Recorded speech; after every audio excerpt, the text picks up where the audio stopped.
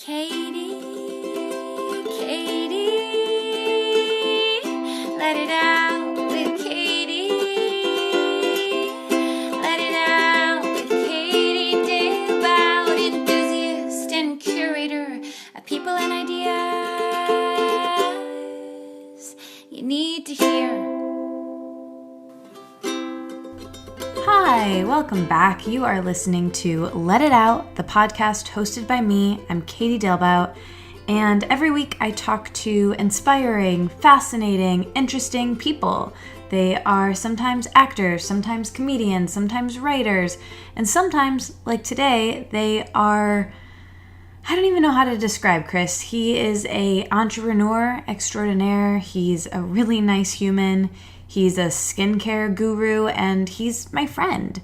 And it's interesting. Friends come in different sizes and packages and ages and genders. And I made friends with Chris, who you might not think is someone that me, as a 27-year-old female, would become really good friends with. Chris is in his 40s and married and has 2 kids and has had much more life experience than me and many more careers and jobs. But nevertheless, we connect and we both like Lord and going out and getting really good vegan food and laughing, and his wife is lovely and I love her and she's from Michigan and it's great. He is really cool. We met at the Good Fest, which you guys already heard me talk about. It was such a lovely experience. I had so much fun there. And they're actually doing another one in LA in February, so I won't be there, but if you want to go, you can get $10 off your ticket using my name, Katie Dalebout, at checkout, full name. Anyway, so Chris will be there, and that's how we met. We met at the Good Fest. He has this skincare brand that's kind of sweeping Instagram. It's become like an Instagram sensation. It's called Franklin & Whitman, which you'll hear all about in this episode. But not too much about, which I really like about this episode. It's not completely about Frank and Whit, for short, his company. It's about him and his life and his story, and he's just a really fascinating human being. We talk about food and emotional eating quite a bit at the beginning, which is interesting because I think Chris and I have unique perspectives on it, and I was kind of sharing with him, hey, you should listen to the Isabel episode, which came out a couple weeks ago, and if you guys haven't listened to that episode, I think you should as well. Isabel's been on my podcast a bunch of times before, but she came back on the podcast for the first time in maybe 2 years, just 2 weeks ago now. And that episode has gotten a lot of really good feedback. It was a really good, comprehensive showcase of Isabel's philosophy and her work when it comes to emotional eating and dieting and diet culture, and I just think it's a really important episode. And she has a free video training series, which I am an affiliate for. I did in 2014, and it completely shifted my life and my perspective and my relationship to eating and food and my body, and I will always share it because it was so helpful to me and so eye-opening, to be honest, to me. So if you want to check that out, use the link in the show notes. It supports the podcast. It supports Isabel's work. And if you have any questions on the program, I think the actual masterclass program is opening tomorrow, Thursday, if you're listening to this the day it comes out. But it should be open or opening very soon by the time you're listening to this. So if you have questions on that and want to know exactly what it's like or how it works, let me know and I can answer them because I did it. Anyway, back to Chris. Chris is just such an awesome dude. We talk about beards. We talk about entrepreneurship versus having a full-time job. We talk about growing businesses the right way, being imperfect. We talk a bit about skincare and attention to detail and being someone who we are very similar in our Myers-Briggs tests. He's an ENFJ and I'm an ENFP, and we both really like hosting. We get into that. We just talk about a lot of really fascinating things. He and his wife came to New York City to record this a couple weekends ago, and we had such a fun time and got to hang out in person, have some really great meals together, and I just couldn't be happier to be his friend and have him on the podcast. And I love the products, actually, Frank and Whit. So if you want to check out the products, you can use the code Katie at checkout for 20% off. So That's my name, Katie, at checkout for 20% off. This is not a sponsored interview at all. This is just a conversation with someone I would have had on the podcast, regardless of whether or not he is going to be a sponsor. But spoiler alert, Franklin and Whitman will be a sponsor of the podcast in the future. But I thought I might as well just give you guys the discount code now in case you did want to buy something. It's Katie, Katie, 20% off. And I want to do a giveaway now because I really love this episode and this person. And I'm going to do a giveaway of one of his t-shirts that my friend Cieri designed. So if you want to win a giveaway, all you have to do is share this podcast with a friend. It can be this episode or it can be a different episode. And also leave a review on iTunes if you haven't done that already. That helps the show so much. So leave one on iTunes. If you have already, that's okay. You can still enter the contest. But maybe leave another one or get a friend to leave another one. And subscribe on iTunes. That really helps in the ratings of, the top 100, which I love being in, and I've been in the past, and then I fall out of it, and then I get in it again. So it would be so cool if you could subscribe and tell your friends to subscribe, and subscribe your mom, even though she doesn't know what podcasts are, but also tell her what podcasts are, because she'd probably really like them. Anyway, all right, I'm going to get into this episode really quickly, but I want to thank today's sponsor, FreshBooks.com. So if you've been listening to the podcast for a while, you know FreshBooks. You love FreshBooks. They are the online cloud accounting software I use and I love, and my assistant Amanda uses and loves. It's how we send invoices. It makes tracking your expenses very easy. I don't know if you're like me, but I'm always juggling a million things, and the finances and that whole aspect of things, man, it's the thing that really gets pushed to the side. So FreshBooks allows me to outsource it, and no one does it like FreshBooks. They're my financial assistant to this business, and they're great. They are great even if you don't have a small business, just for tracking your own expenses before tax season. It's really helpful. They have great support. If I ever need anything, you can call them and they get right back to you. You never have to wait ever. Like I said, easy expense tracking for tax season. You can even attach photos of receipts. They're great. I love them. So if you want to try them, you can for 30 days and get an unrestricted free trial by going to freshbooks.com/letitout. That's freshbooks.com/letitout. And enter Let It Out in the How Did You Hear About Us section. Make sure you do that because it lets them know that we sent you, and it supports this podcast, which is my favorite thing I've ever done, and I just want to keep doing it. So thank you so much, FreshBooks. Thank you, Chris, for coming on the podcast. Thank you for listening. If you want to win that t-shirt and some Franklin and Whitman products, and I'll throw in a signed book from me, you should leave a review on iTunes, and then follow me on Instagram and put the emoji for this week's episode that you did all those things, and I will have Amanda choose one of you to win the package, okay?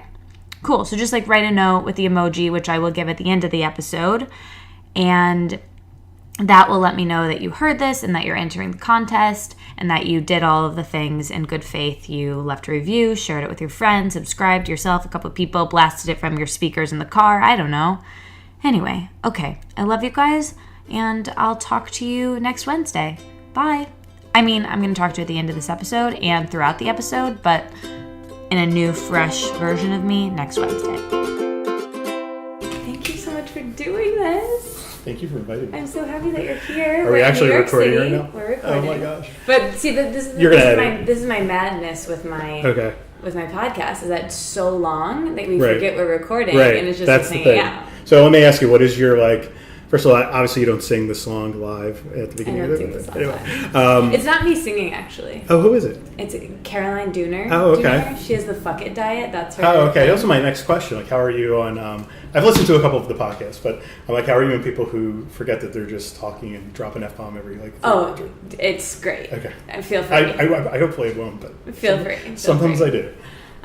This is just long form free conversation. Pretend we're not recording. Awesome. You don't see this. It's just us hanging out.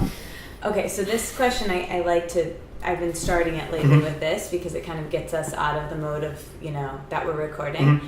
So what have you been pondering, thinking about, realizing, or learning in the last super present? Like today, this week, this month? Well, it's funny. So we went full vegan this week because we've been talking about it, and I'm not doing it. I thought about it a lot because I'm trying to be more self-aware.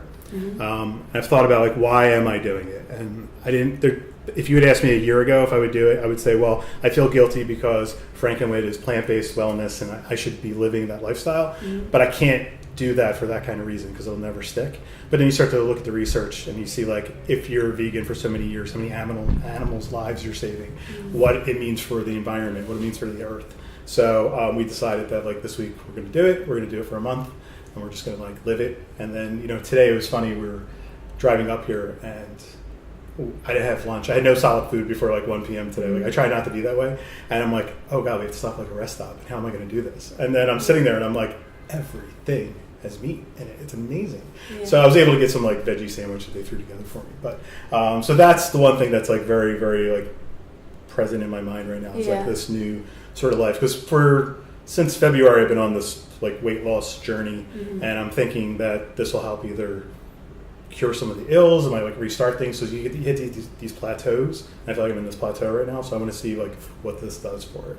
Yeah, it's so interesting. Like I don't know how much I've really been able to tell you about my story and all of my weight and all of that stuff, but so last week, the day we're recording this, the most recent episode that came out is with my mentor about food and body image and dieting and all this. Her name is Isabel Foxen-Duke, and she's the one that kind of opened my mind up to being more gentle with all of these things on ourselves. And I think that that's like the biggest thing that I've taken away from, I've tried every sort of cleanse and every sort of negative thing with dieting and positive things too. But I think it's just all about like not being on or off the wagon, just having that gentleness with yourself, and not because as soon as you start to make it mean more than making yourself wrong, I think that's when we struggle most. I don't. So on our Instagram account, we have we do our stories every day, and every morning I do like a quote, and sometimes it's a quote I've made up, it's someone else's quote, whatever. It's just some general idea, and like the secret behind it is the quotes are for me. Because it's like what's happening in my life at that day, and it's like it's the quote telling me. And, there's that like, don't be so hard on yourself. You're on a journey. Like this is a journey, and like you may have a blip here and there. I tend to be extremely hard on myself. Like if I was at the gym a couple weeks ago and I had my earbuds in, and I guess the guy next to me didn't have his earbuds in, and then when I'm like ramping up and I'm like, okay, now I'm going to sprint because I'm trying to do this like high intensity sort of thing. I guess I like talk to myself. I'm like sort of mean to myself. I'm like to like amp myself up. And I got done, and he was like, "Dude, you should be like a spin class instructor because you were just beating the crap out of yourself verbally." And I didn't even know I was saying it so loud. But like I'm super tough on myself. So I have this whole thing where with this journey that I've been on, especially the last 6 months, my brain works in such a way where I feel like if I have a bad day or a bad meal or something, or I've made a bad decision, like my brain sometimes goes to the whole entire system has reset and now I have to start over, when it's not. It's just a bad meal. There's that, like, it's not a bad life, it's a bad day. So I have to constantly remind myself that it's just one blip and you're human. And I always say that thing, like, we're perfectly imperfect. I've been using that saying for myself for years. And I am perfectly imperfect, and I have to remind myself of that daily. I'm so like, I'm not hard on others. I'm just super hard on myself. So it's been a struggle, I have to be honest with you. And I relate to that so much. I think we're very similar, and we've like connected as kindred spirits. And I think we both are people who are hard on ourselves. And you are someone, I wrote this down in my notes, that you're so genuine, you're so kind, you're so conscientious to other people. And I think that really makes sense that you have that people like us who are feel so much and are connected to so many people and creative and doing so many things, it can be hard for us to deal with ourselves. Well, absolutely. I mean, I'm the guy that like throws a dinner party and I don't sit down to eat because I just want to make sure everyone who's there is comfortable and they're like having an amazing time and the food is great. But like it'll get done and people will leave and my wife will say like, you didn't even like eat anything. You didn't even enjoy yourself. But I enjoyed watching other people enjoy themselves, because that's just You're like the such a kind of person I host. am. I'm a host. Yeah. Yeah. Well, I want to go back to the spiraling thing too, because Sure. when you talk about like the on and off the wagon, like I've got to send you this Isabel podcast because I feel like it's going to help you, because it was so helpful to me, Right. and I just feel like we're similar.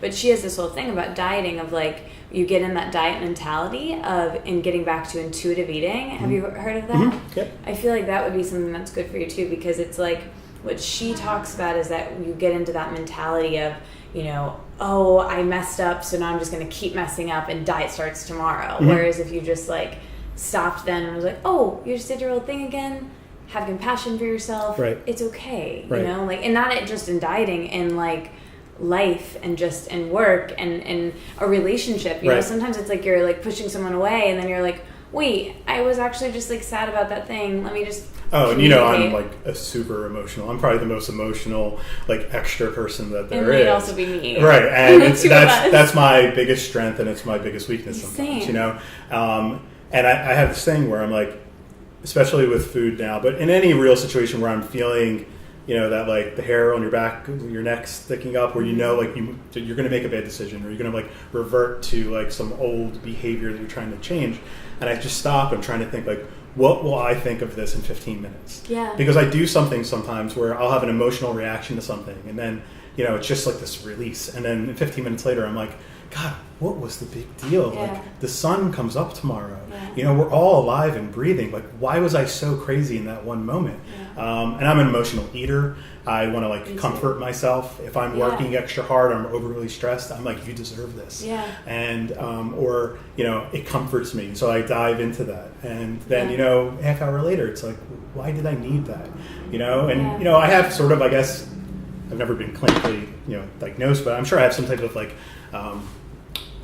addictive personality, you know, a little bit. I think we all do. Yeah, and it's like I throw myself into things, you know, Yeah. like Franklin and Whitman is a thing that I've just thrown Yeah. myself into, and Well, it's just it like like has consumed. Whack-a-mole, you know? Yeah. Like, I think that I've been thinking about this a lot, and I was like having an existential night last night, just like doing my Franklin and Whitman face mask and like thinking thoughts and Awesome. feelings.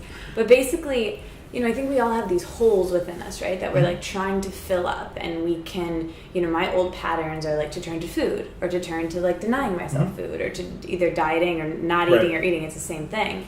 And so I think, and then I did that for a while, and I focused on making, you know, my food really perfect, and then I just did the same thing with work, Right. you know, and I feel like we're similar in that way Yeah. too, and it's just like whack-a-mole of like, you know, we're trying to fill these gaping parts of ourselves Sure. to feel good enough and Sure. to feel ourselves, you know, we just want to be better at being ourselves. in the No, world. and you know, I always say that I feel like every day of my life is, you know, that old like Ed Sullivan type thing where I'm totally dating myself. Not that I'm that old, but the person who's like spinning plates and to the, like that, like, you know, Flight of the Bumblebee or whatever it is, and all I'm doing is spinning plates constantly. Yeah. And it's like, you know, a lot of plates are wobbling, but I'm trying to keep them on the sticks. Totally. And I feel like I never just stop and realize that like if a plate drops and crashes, it's okay. Yeah. You know, I've always said like people at work will say like, well, what do I need to get done today? And I'm like, you just have to know, like, everyone's juggling a bunch of balls, and some of them are rubber and some of them are glass. So you have to know what balls break and what balls bounce. The balls that bounce,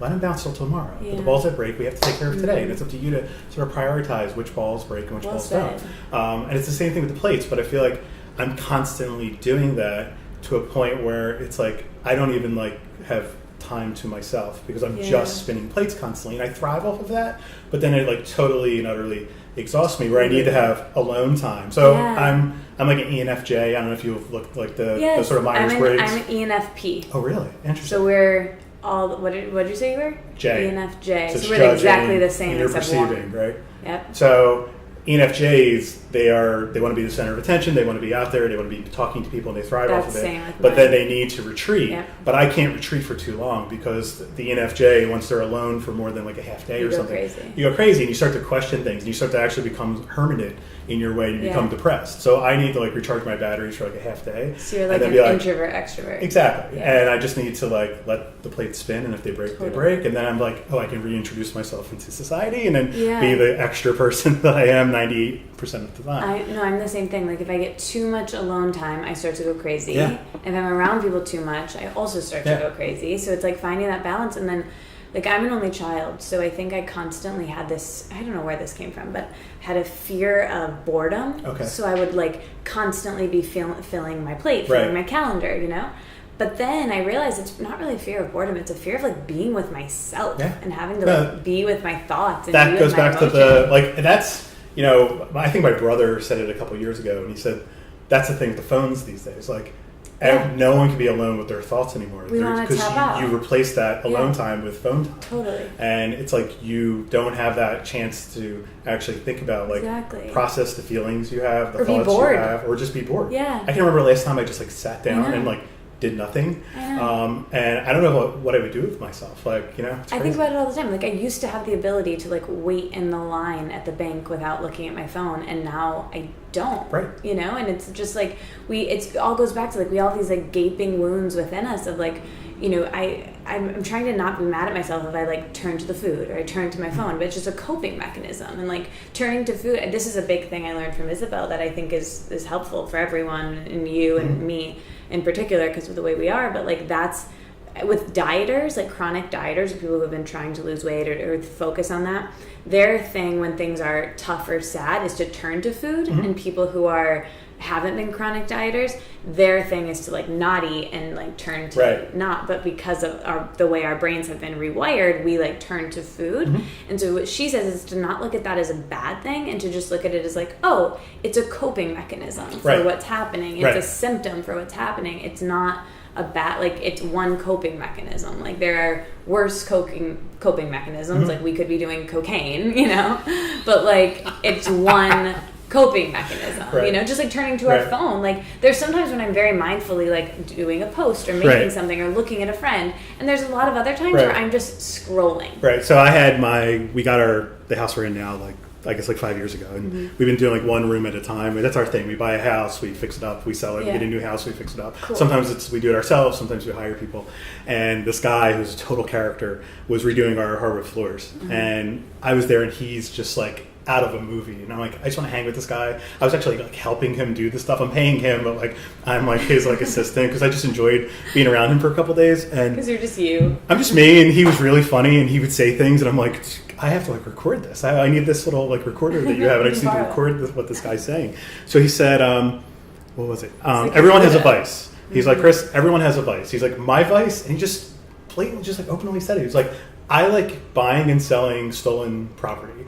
And he was like, and he started doing this whole story about he has all these like Bang & Olufsen televisions that are worth like $15,000, but he can't watch them because it's too hot right now, and they're in a garage somewhere, and maybe in about 5 years I can get them out, and I have all this stuff, and he's just like openly talking about it. And he's like, other people have cocaine, other people bet, other people eat a lot of food. I just really like buying and selling stolen goods. And I'm like, well, now I can't leave him alone in my house because like something's going to go missing. I have to stay here with him.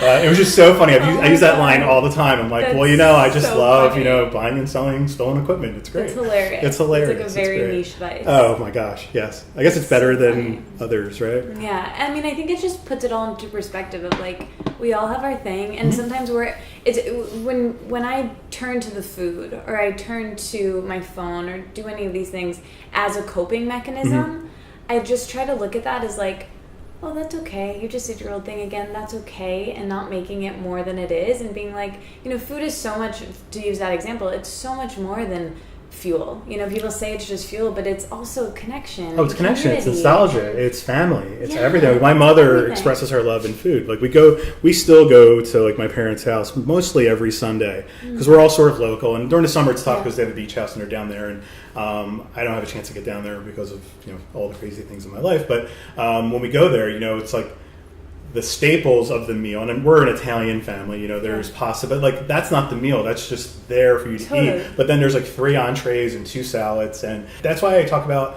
smells. Like, smells awaken memories. You know, if you smell vanilla, it's like you can go back to like baking cookies with your grandmother, you know, and food is the same way. I mean, basically taste is just tied to your smell anyway. So to me, it's nostalgia, it's family, it's comfort, it's feeling safe, it's feeling warm, it's feeling like, you know, you're being taken care of, but also it's something that if you don't watch it, you can just, you know, make years of bad decisions, and So yeah, it's an interesting thing. Yeah, and I think it's a reframing like what bad is around it, and then it becomes like a body image question, which is like a whole other topic. I could go on for 10 hours. Which we'll talk about later. But yeah. So you grew up in Philadelphia. I did. And you come from a big Italian family? One brother, one sister. And where do you fall in that? I'm the baby. Okay. So you're the only child, I'm the baby. Is that like a defining characteristic? Yeah, I mean, my siblings are always like, they called my parents the pod people. They're like, you're not the same parents that we had, because my sister is 8 years older than I am and my brother's 6 years older than I am. And then there was a gap, and my mother always says, like, I heard Chris calling. And but I guess they were different people when they had me, and you know, I'm the baby, and anyway, I'm stereotypical like baby of the family, definitely. I love that. So Philadelphia is really important to you. It is. So we'll take people back. Okay. So we met at the Good Fest, which was my first time in Philly, which I now love, and I've been back because of you, and I will be going back because of you, which I want to talk about that day, because I know that day was really meaningful to you and me as well. But first I want to start with your beard in Philadelphia and how Franklin Whitman started from that. So it was Movember a couple years ago, so I think we're in 3 years now, and I grew a beard. I've always had facial hair, you know, I had like a goatee for a while and all that fun stuff, but I grew a beard, and I've always wanted to have like a full beard, and I just was like, yeah, I'm going to just do it. Great It's Movember. Beard. Thank you. It's a little crazy right now. I actually meant to get a trim this morning, and I missed my appointment. It was crazy. So I grew a beard, and it was just really, really itchy, and I had like beard dandruff, and I was just like, how do guys do this? This is driving me crazy. So I was talking to a friend who grows beards, you know, once or twice a year and then shaves them off, and he was like, oh, you need just like a beard oil. So I went to like I think it was the Art of the Shave or something like that, and I purchased one, and you know, it was a really strong woodsy smell, which I like, but I'm like, there's nothing out there that's like grapefruit, or there's nothing out there that's like, you know, lime or something. Yeah. So I started using it, and I was like, well, what's in these things? My wife always says, like, when I want to become an expert at something, I become an expert. So I started researching like the different carrier oils and the different essential oils, and I just started mixing my own. I like went crazy ordering essential oils off of like Amazon, and then I just started making my own. I would have like cotton swabs, and I would sit there and be like, this, and this, and let's put those all in the cotton swab and, you know, smell it. And then I would go around the house, and my wife and kids would be like, ooh, number 2's good. And I'm like, ooh, cool, all right. And I just started doing that for fun, and I started making my own. And one day at work, the dude that I know, who also has a beard, was like, you smell great. What is that? I'm like, oh, it's beard oil. And he's like, where'd you get that? I'm like, oh, I made it. And he was like, you start making them and selling them? And I'm like, yeah, you know, it's funny. I was thinking of it, but I don't know, maybe someday. And then one weekend came around. I'm like, I'll just buy a website. I'll go on Squarespace, and this will be a fun little, like, just, I don't know, like, thing for me to do on the side. Hobby, exactly. So at the current company I'm at now, I have a hand and say in our marketing, but not full, because it's a company that's been around for 20 years. We have a marketing team. So I was like, well, I can do all the things I want to do that I really can't do with this company, but I can maybe like do them through Instagram with this thing. And I wanted to have brand promises, and being plant-based and all natural was really important to me. No preservatives, cruelty-free was super important. And then, you know, there's all these companies out there that I admire that have social missions. And I'm like, well, I got to have a social mission. And I remember, like, you know, my memory's crazy. I don't forget anything. Like, I'm sitting on our armchair, my wife's on the couch, and I'm just like, well, what is ours? And she was like, well, we love dogs. And I'm like, dog rescue. It's perfect. Yeah. So we just ties so great with the cruelty-free. Yeah, absolutely. And then when we first started it, the social mission was called Hairy Animals, and I bought like hairyanimals.org because I knew from the start I wanted to have a nonprofit at some point, because that was for beards. So I was like, oh, Hairy Animals ties into the beard thing. It's great. And then I made a website, and I designed every label. I sourced the bottles. It was insane. It was in my basement, and I was doing everything myself. And if someone would place an order, I was hand mixing it for that order. It wasn't like I had 100 on the shelf. I'd be like, oh, Bob needs a beard oil. I got to go downstairs and mix it. I knew I wanted a name that sort of had an old-fashioned, like maybe an apothecary or all law firm name. I love that, like something and something. And I knew I wanted to tie it into Philly. So I was like, oh, well, you know, we have Ben Franklin, we have Walt Whitman. And Ben Franklin, you know, lived in Philadelphia. Walt Whitman lived in Camden and spent a lot of time in Philadelphia. And the two major bridges in the city are the Ben Franklin and the Walt Whitman. And Ben didn't have a beard and Walt did, and I have a shave serum, you know, so I was like, oh, this plays perfectly. So this company was just born like on a weekend that I had nothing going on. So instead of watching TV, I like started a company. I formed no big deal. You know, it was just some fun thing, and we didn't sell that much. It was like this goofy thing, and still to this day, people in my life say, "How's the beard oil business going?" And I just like chuckle, and I'm like, "It's great. It's going great." You know, like you have no idea. And that went for a good year, and then during the year, I knew I wanted to start a skincare company, but I didn't know if it was going to be Franklin and Whitman or start something else. So I had all these other ideas on names, and I was like, well, maybe there'll be like a brother and sister website, and then from one you can click over to the other. And I was like, well, that's like a year from now. And then I read this article that stated that men's grooming products are typically purchased not by the man himself, but by a woman in his life. And I was like, well, if that's not the kick in the butt for me to start the skincare business, I don't know what is. And you know, I was out with my family, and I was talking about how I didn't like the labels. Our logo was horrible. It was like a bridge. I hated everything about it, but I designed it all. So, you know, it's like my baby. And I was like, I want it clean. I want it white. And we just went home, and I'm like, I'm going to redesign the label. I'm going to redesign the logo. I'm going to just rebrand the company this week. I'm going to redo the website, and we're going to start making body scrubs. And like that was Saturday, and on Sunday I spent the whole day just making body scrubs. And in one day, it's still the 4 body scrubs that we have today. Like I knocked all 4 out in one crazy day. And you know, there was a lot of trial and error, and a lot of like my wife and kids like smelling it and being like, "Ooh, this smells great," or "Oh, no, that's horrible." And I sort of came up with all 4, and then we named them. I like naming the products after neighborhoods in Philadelphia or parks, and I named them and designed the labels and got the new labels. And that's still to this day, like that label was born out of that weekend. The label we have now, the blue jars with the silver lids, were designed that weekend. I sourced them that weekend. So I was like, I wish I could like go back to that weekend and like just watch what was happening, because a lot that is happening today was all because of that one crazy weekend. Yeah. So interesting. Yeah. I want to go back to Philly a little bit and your family still being there. And you're the first guest from Philly on the podcast. Oh, cool. Very cool. And what does that city mean to you, and why did you want that energy bled into your brand? Well, I was born there. I was raised there. For like 1 year I lived in New Jersey, but the majority of my life I've lived in Philadelphia. My wife's from Michigan, so I have a fondness for Michiganders. But I just love it. It's a northeast city that's large, but yet has a small feel. You can walk from river to river in one afternoon. It's very easy to navigate. You know, it's like a grid system. It has a lot of ills, but today where it is now, it's just like any sort of major city, has been going through like, you know, maybe like a 5 to 10 year renaissance. And I love it. It's where I'm from. Now, I don't know if I'm always going to live here. Like we talk about it all the time. Like at some point, like I just can't always live in Philadelphia, but I don't know. Like, then I'm like, well, I guess maybe. But your roots will always be there. Oh, absolutely. So but I don't know if and when I say I don't know about here, like, I live in the city, so I don't think we'll go out to like a suburb or anything. I always have this like dream in my 60s having like a gentleman's farm with goats and stuff like that, and just like living that life. But my wife, you know, smartly tells me that I'll do that for a week and then be like, oh wait, I have to wake up every morning and like milk the goats and do all that. So yeah, I don't know where we'll wind up. Like, you know, there's certain areas of the country that I just think are amazing, and you know, just the universe will lead me. I'm such a control freak in everything in my life up until probably the last like year to 2 years. This everything that's happened in Franklin Whitman has changed me so much, and I just know that sometimes like the universe just has to take over, and it'll lead me where I need to go, and it'll tell me what I need to do in some way, shape, or form, and I'll just know it's the right decision. Yeah. So like surrendering. Yeah, and that is so hard for me. How have you been?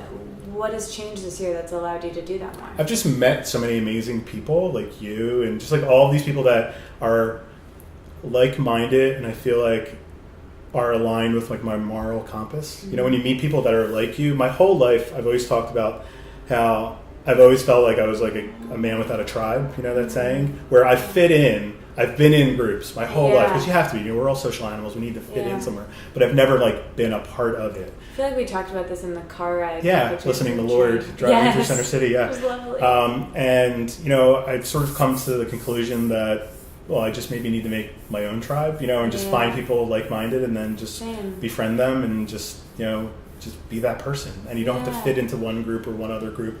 And I've just met so many great people who through this, who now work for us, it's absolutely amazing. I got to tell you, I have that saying about, your emotional DNA gets changed by certain events in your life. And I feel like in the past year and a half, my emotional DNA has changed. I'm trying to be way more self-aware of myself, and I still catch myself, and to go back, I'm perfectly imperfect. I make so many mistakes, but I know if I just try to be a better version of myself tomorrow than I am today, then that's all I can really ask for. And if I let go and let the universe sort of guide me and not try to just jam it down, throat, then good things will happen because I'm doing some good things. I'm not patting myself on the back by any means, but sometimes stuff happens and I'm like, oh, well, that happened because that happened. I'm like, I have no control over it, and it's like, oh, there is some weird plan, and I can't control it. And by trying to control it, I'm either going to change it, or I'm just going to drive myself crazy. Yeah, and that's how the universe works, you know? And you see these examples again and again and again. I was, just before I came over here, I was grabbing my stuff, and I was listening to some Oprah interview, and she was talking about this essentially, and giving up control and just letting the universe take control, and basically the concept of intention and surrender and watching things unfold in your life. And I think we know that it can make sense on a mental, intellectual level, but it's all that believing it and then not going back to that old pattern of wanting to control and trying to make it your plan. No, absolutely. How do you remind yourself when you're out of the flow to come back to that? Well, that's when you have those quiet moments, or you look back and you're like, why did I do that? And then you try to have, I'm a big Gary Vee fan, Gary Vaynerchuk, and one of his main things is be self-aware of what you're good at and just follow through with that, and just don't try to be someone you're not. And I'm trying to be way more self-aware this last year, and I still catch myself doing certain things. And I'm an interesting dude because I can be very type A. I can be very I have the aggro Chris. I always say if I'm out of the gym, I'm just I've the adrenaline's pumping and I don't always want to be that person, but that is part of my DNA. So I don't want to lose it, but it's just everything is a balance, and I just have to have a balance. And maybe in times of my life I've been way too type A, and I didn't have this side of me that's okay with just letting go and letting it happen. And I'm still not there. That pie chart is constantly changing. But Kate, I used to have this saying where I would say, it's my DNA. I'm wired that way. I just can't change it. And this past year, I've come to the realization that the clay isn't dry on the sculpture that is me, and I can change this, and I can change little bits each day. And if I can try to be better, and I can just sort of reform certain things, then the sculpture won't be dry until my time up on this earth is done. And to then just have a cop out of saying that's who I am that's what it is. It's a cop-out. No, I can change. I can change my thought process. I can change my actions. I can change my behavior. But I'm not perfect every day. But if I'm trying just to be better tomorrow, and a lot has to do with the people you surround yourself with. There's that saying where it's be the energy you want to attract. Or surround yourself with people that make you want to be a better person. And I'm doing that now. And it's really just, it's cool to look back. And then, by doing that, you're going to lose relationships in your life. You're going to things are going to change. And as someone, my wife always jokes that I'm an instigator of change, but I'm the first one to rally against it when it happens. But then I'm okay with it, and I look back and it's why was I that way? I made it happen, then I complained about it, but then I was okay with it. So those things, just be okay with all that. And just know that things will change. I can't control anything. It's like sand in my hand. Right. So control the things you can, and accept the things you can, and let the universe sort of guide you. And if you make good decisions and you're a good person, you'll be taken care of. At my other company, when we hire people, I always tell them that I can hire a great person who's smart and hardworking, and I can teach them how to do anything. I really can. I can teach them how to be a brain surgeon if I really wanted to. I can't teach a jerk not to be a jerk, because it's in their DNA, and that's who they are. And that company is a support company. We're a tech company. And whenever the crap hits the fan and the client is on fire, and the client, we say, in pain, I need that person to be the best version of themselves. But when they're in that stressful situation, they're going to revert to probably their worst version of themselves. And if they're a jerk, then it's just going to blow it up. And at that point, the client needs comfort, reassurance, and everything's okay. Not a move, I'm going to take care of this, or oh my God, you're so stupid, or just, and that's where the rubber hits the road. It's that moment. And that's what the customer remembers and the customer feels. Maya Angelou always said, no one will remember what you said or what you did, but how you made them feel is what they'll remember. And that drives me every single day because I just want to delight people. Like when you get a package from Franklin & Whitman, the return address is like the customer delight department because I just want people to be delighted with what we do, and I want them to feel great about what we're doing. And maybe even if they have a bad experience, like the customer service aspect will help them feel great again. And like we go above and beyond. And people, there's a couple of reviews on our site where maybe the person had a bad experience at first and then I emailed them back or someone else did. And then their review of the product, it's like, the product's great, but I want to talk about the customer service experience. And it always starts with like, oh, there was a negative thing, but then here's everything that they did. And that's just the way I want to be. And no matter how big we get, that's what I want to be. That's how I want this company to function on a daily basis. I want to go back and like highlight and underscore and bold the thing you said about the clay that is you being moldable and being malleable, and like realizing that this year. And I think, when I shifted recently my goal away from success, whether it's like physical or like success with my career or success with relationships, and I just was like, my goal is to be better at being myself and be more self-aware. I love what you said there about realizing that you are malleable and like you can change. And so I'd love to know, how did you come to that? Are you in therapy? I was driving by myself, and again, one of those like alone with your thoughts. I'm the worst driver. I'm always like texting. I fully admit it's on the record, but sometimes I'm like, I have to stop. I have to pay attention. Let's work on that. I'm worried about it. Well, Louis C.K. has that whole thing like there's a whole world of responsibility outside the window, but you're focused on these other things. There's a great Louis C.K. him on Conan. Funny. Have you seen that one? He's so funny. Where he's like 100% of people are driving and texting. Yes. And then I think about it all the time. Felt his feelings. Have you seen that one? Oh, yes.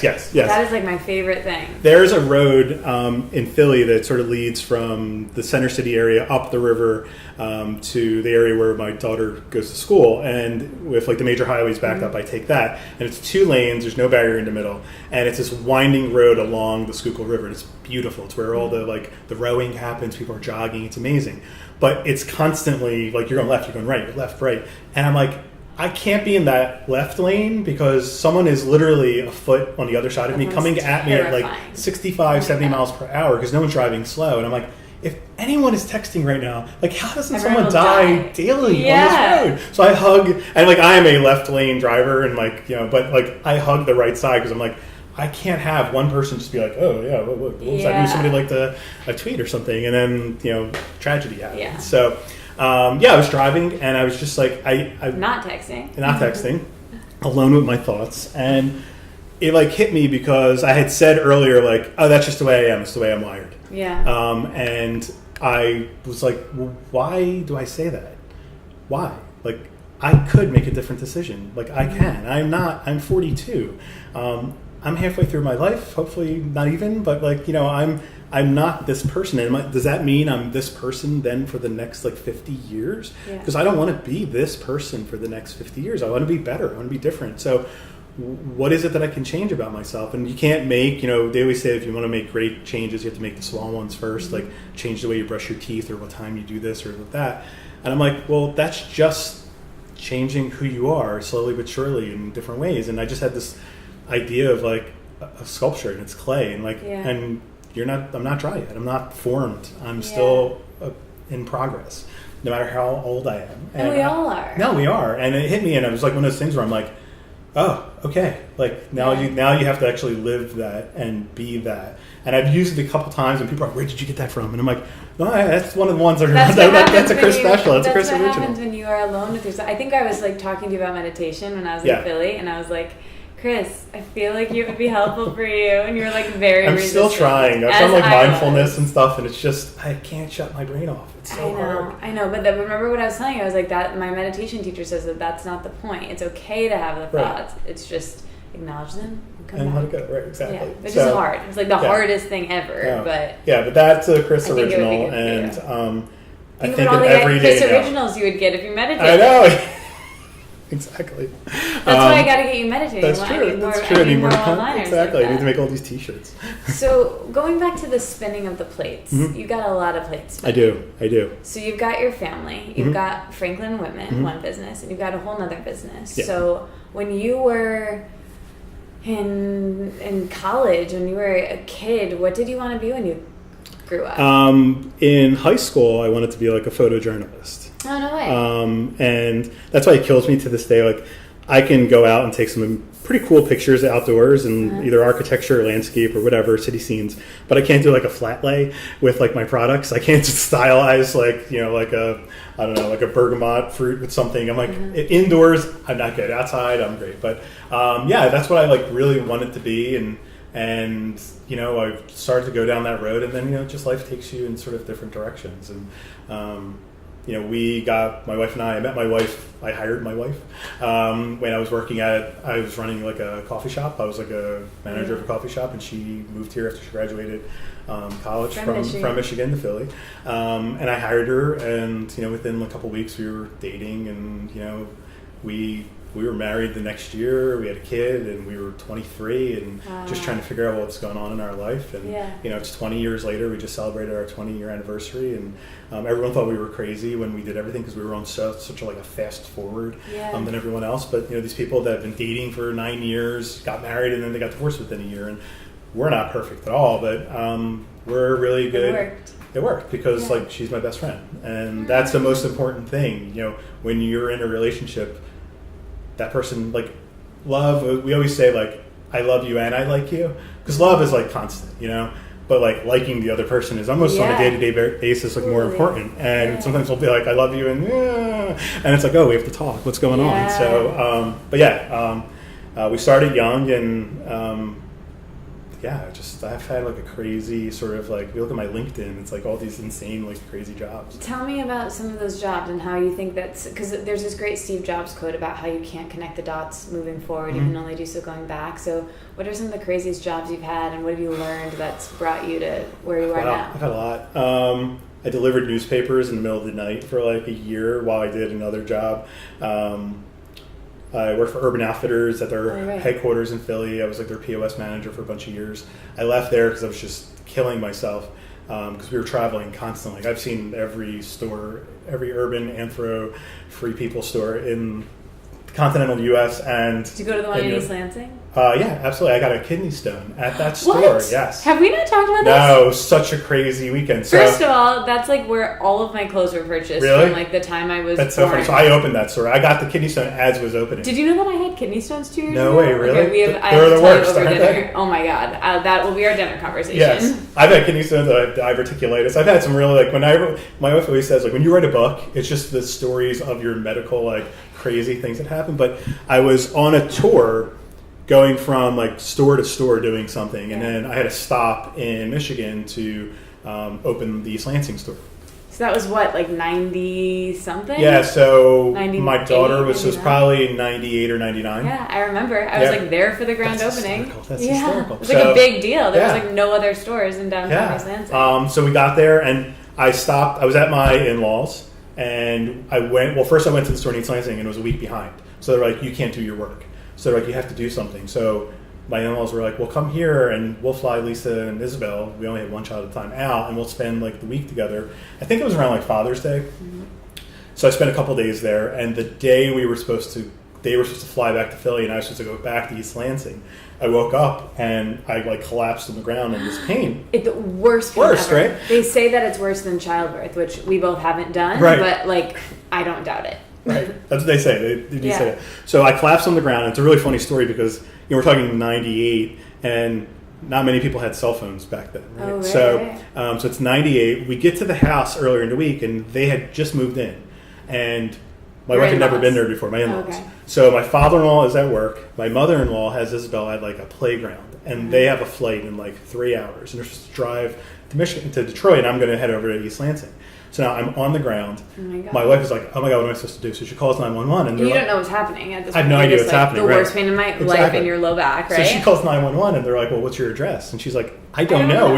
I don't even know where we are, because we got there like, you know, midnight a couple nights before, and we didn't know. You know, we were using a map. They were like, get down the road, and when you see a flagpole, turn left. You know, it was that kind of like, you know, 2-track in Michigan. Yeah. So we had just had to wait till my mother-in-law got home to get me to the hospital, because we couldn't get someone to the house because we didn't know the address. And we didn't call her on her cell phone because she didn't have a cell phone like that, and you know, nobody carried beepers or anything. That's crazy. So she showed up and was like, "We got to get him in the car. We got to get him to the hospital." So we went to the hospital. I think in like Lapeer, And I was there for like 2 days, and then I guess I passed it, and then they had me on painkillers, and then I was like, well, I have to go back to East Lansing and open the store on painkillers. So then they sent someone else out because they were like, this is like an insurance nightmare with this guy on painkillers, like trying to get this store open. I'm still there, but someone else came out and helped me. So yeah, I got I think that was the first and only time I had like kidney stones are really typical in men, and they're not typical in young people. And I had mine like 5 years ago, so to be continued. Yeah, my father's had them. My brother has them. They're hereditary. Yeah, I hear it. Yeah, he's had to have like crazy. Now they do the thing where they shoot the vibrations. Well, and they crush I'll them tell out. you about what happened. Okay, I have a whole story. So I was at Urban for like 4 or 5 years, which is based in Philly. And we were traveling all the time, and it was like 3 or 4 of us on my team, and we were supporting every store. And you would get calls on like Christmas Day from the store in Miami. You would get calls in the middle of the night from the store in Scotland, because to them it's a certain amount of time, and to us it's earlier. I left, and I'm like, well, what am I really good at? And I'm like, well, I love to like do-it-yourself projects. People ask me to like, oh, can you come over and take a look at this? So I actually started my own home inspection business. I did that for a couple of years, and then sort of the housing market burst, and I started getting calls from people saying like, you inspected my house 4 years ago, and my roof is leaking now. Like, why is that happening? And it just became this like super annoyance where they were threatening lawsuits and insurance was going up. So I remember one night I just sat down, and I was like I think it was on like Craigslist, and I'm like, well, what do I love? And I'm like, I love Apple computers, and I typed in Apple, and I found the company that I'm at now. And I went in, and my wife was like, you're gonna go like work for like a computer company? I'm like, just let me go with it. I'll just go and see how it goes. And I just started working there, and I said I'll give it a year, and at the end of the year, if I haven't like moved my way up, then I'll do something else. Like, I'll work the paint counter at Home Depot. I'll do whatever, So I was there about a year, and one day I was in the break room, and the president of the company, the owner, was like, how you doing? And I'm like, I'm okay. And he's like, well, why only okay? And I said, well, I love the company. I hate my job. And he was like, well, what's that mean? And I'm like, well, my manager told me I'm the best person ever in this job, and I'm never going to get anything else in this company because I'm the best here. And I came in to do this to like leapfrog that person or to just be advanced through the company. And I said, I have all these ideas. So the next day we had lunch, and we formed a division that I started to lead. And then I made a goal for myself that I'd be the VP of the company by 2012. And that company never had a vice president. The position didn't exist. Wow. And it was like 2011, I was named VP, and I love it. It's like I love the people. It's a whole different side of me. I always joke that I'm like the classic Gemini, where I have the two sides of me. Yeah. So I'm still doing that daily. Like my day is I wake up, I do Franklin Whitman stuff. I go into that office. I'm that person. I get done, I go over to Franklin Whitman again. I either eat dinner there or at home, and I run back over, and then I'm at Franklin Whitman till like 10 o'clock at night. Yeah. And then I get home and try to decompress, go to sleep, and it's like rinse and repeat the next day. I think we talked about this, and I think it's so good and relatable that you are so open, and this entire conversation, like, thank you for being so vulnerable and letting me lead it. But I am as transparent as they come. But I love that you talk about the fact that, Franklin Whitman isn't your full-time thing. And, like, I think we had such a great conversation about this of, like, that allows us to take risks, and that allows us to be creative. And it's the same for me of, like, we don't have to make this, we don't have to force anything with this. It's going back to that like push and pull from the universe. And I think with entrepreneurship and like people who are into Gary Vee and people who like want to be an entrepreneur yesterday because it can be so alluring, especially right now with the internet. I think it's also okay to have a full-time job too, and like benefits are really nice, and it doesn't mean that you can't do both. It doesn't mean that someday this and what you do with Franklin Whitman won't be your full-time thing. I'm sure it will be, but like I think it's good that we're talking about this. You know what I mean? Yeah, I don't like to call it like my side gig. I feel like that's like dissing the Franklin Whitman thing. Sometimes some people, I think, who said that? I think it was like Katie Horwitz said that or something. Like you're downplaying it by calling it's just like my nighttime weekend thing, and it's my passion. I mean, I love it. I feel like it's changed me. I know it has changed me.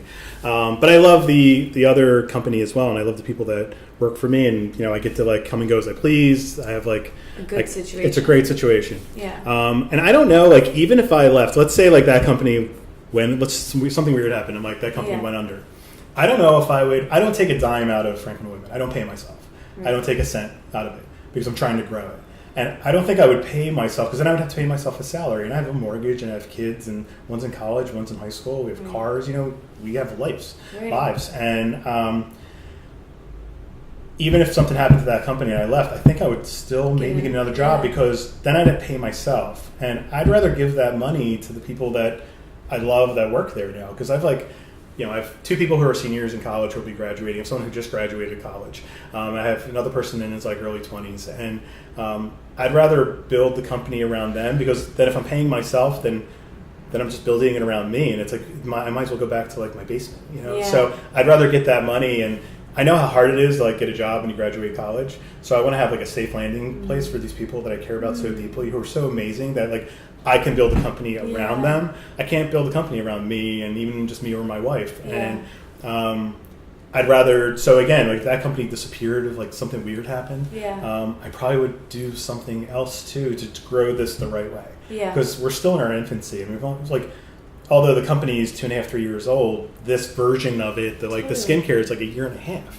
And I don't know what I don't know yet. There's so many things that are out there that I'm making up this stuff as I'm going along. Literally I'm making the recipes up, but I'm all these decisions, and I sit there and I had a conversation with someone who works for me yesterday. We had coffee, and I was talking about how there's all these positions in the company that will need to be filled at some point if it keeps on growing like this. I'll need the bookkeeper, and then I'll need the person in charge of logistics, and I'm and then my stomach starts to drop, because I love where we are right now, and I'm this is the golden time. But I'd rather grow it that way and still not take a dime, and I'd rather give the people that I really care about money and let them be adults and have a safe zone and be the people I know they can be, and give them the freedom to I always talk about that Venn diagram of your work and what you like to do, and when they cross, that's magic. And I want to set people up for success. When you like what you do, it is not work; it's passion. And what good is making someone who's artistic put a label in a jar, and what what I mean? So I just want to put these people in positions where they can feel alive, and where they wake up in the morning and it's not oh shit, I have to go to work today. It's oh shit, I get to go to work today. And that's a huge difference. So that just speaks to your passion about and how much this means to you, and how authentic and genuine Franklin Whitman is. So let's talk about, there's so many, I love how multifaceted the company is and how you get back in so many ways. So I want to talk about the actual products and the superfoods. So first you have the superfoods and the plant-based ingredients and the cruelty-free mission, and then you also use recycled packaging, which is another way that you get back, and then also 5% of the profits are donated to animal sales. Not profits. It's not bottom line, it's top line. I'm a bad business person. Sales are donated to animal rescue. So talk about all of that a little bit. I mean, I'll start with the dogs. Okay. That's the soul nourishing thing, and about what we do. I love writing that check and making that donation. I have our second dog, Moose, because of Franklin Whitman. I took a tour of the Pennsylvania SPCA. Thank you. And we have Bear, and it was just natural that Moose was next. And I met Moose on a tour, and we got him 2 weeks later. And I love people. I do. I'm a people person, but dogs are where it's at. I see how. Did you have dogs growing up? We did. We had a crazy Cocker Spaniel that would bark at everyone and everything. We didn't have that stereotypical golden retriever. Those but we've had dogs for a while now, our whole marriage, and it's great because I see the amazing work these rescues are doing, and we donate all over the country, not just to the Pennsylvania SPCA or Philly Paws, which are local ones, Philadelphia. And it's great. It's this thing that I love, and we'll never stop doing it. So the plan is with that whole going back to that Hairy Animals social mission nonprofit, was we would eventually start donating 5% of the sales to the nonprofit, and then shelters and things would write grants, and then we would fill those grants, because my wife is currently the director of a nonprofit, and so that's something that she can then do and take this over, and we would have fundraisers, and that's my when I talk about the 60-year-old me, that's what I want to do. I want someone else to be running Franklin Whitman. So that's, it's so important to me. I just love dogs. I love them to death. And you even have dog products. Talk about those. Yeah, so when I first started it, someone was like, you need to have like a dog product. And I'm like, well, I don't even know what I can make. Well, they're like, oh, do something like the fur. And I'm like, I don't know. And we made all the furs are so different. Yeah, exactly. It's smooth, you short coat. So we make balms. So I'm like, oh, well, what if we made like a paw balm? And then you start doing the research, and you're like, well, what's good for dogs? And the last thing I want to do is like hurt a dog. I always talk about how a human being can say, my face is red. A dog can't say like, ow, that hurts. So it's 4 basic ingredients. It's like, it's all natural, and people love it. You put it on their nose, you put it on their paws. It's great during the winter time where, if there's salt on the ground, it helps protect them. If you come back and it's hot out and they're dry and cracked, you put it on there, and a little goes a long way. And, my dogs just sit there and like lick it off as soon as they put it on their paws. But it's a nice way to like interact with your dog as well. Yeah. And we don't sell a ton of them, but it's cool that we do. And it's cool that you have them. Oh, absolutely. It's fun. Mission. Yeah, it's just like the beard serums and the shave serums. Like, we hardly sell them anymore, but I'm never going to not make them because that's how like the company started. Exactly. And the dog thing is like, it'll always be something that we do, so I'm always going to have that product. And maybe others. Maybe at some point we come up with a couple others, or maybe even like a cat product. Maybe. So I actually learned from you what parabens are. Yeah. So, and that your products have none of them. So start there. Explain what they are. Well, and everything, why you don't have them. Well, everything we do, I don't want to have a preservative in it. And it's going to limit us on what we can do. So parabens are preservatives. Right. And then they're synthetic, and there's just, people are really against them. And I knew going in I wanted to be preservative-free and paraben-free. And you look, if you it's always funny, I always talk about if you look on the ingredient list of any product, you start seeing these things. You're like, what are these things? And where do you even buy them? And I'm knee deep in this world right now, and I'm like, I don't even know where to buy this stuff. Is there some like gigantic supermarket where they're all going? Like, like I'll on take the dark benzoate, blah blah blah, number 7. And I'm like, well, what does that do? And it just it freaks me out because you can make a pretty good product, and you can make it all natural. If you go with the best ingredients possible and you just make sure they're in the right ratios, you can make something that, and it's not a fit for everyone. I know that. And, one of the things we've been talking about lately is maybe we find a partner who will manufacture the products for us. And that's a huge step for us. But that's what they do. And if they do that perfectly, and maybe they could do it better than we even do it.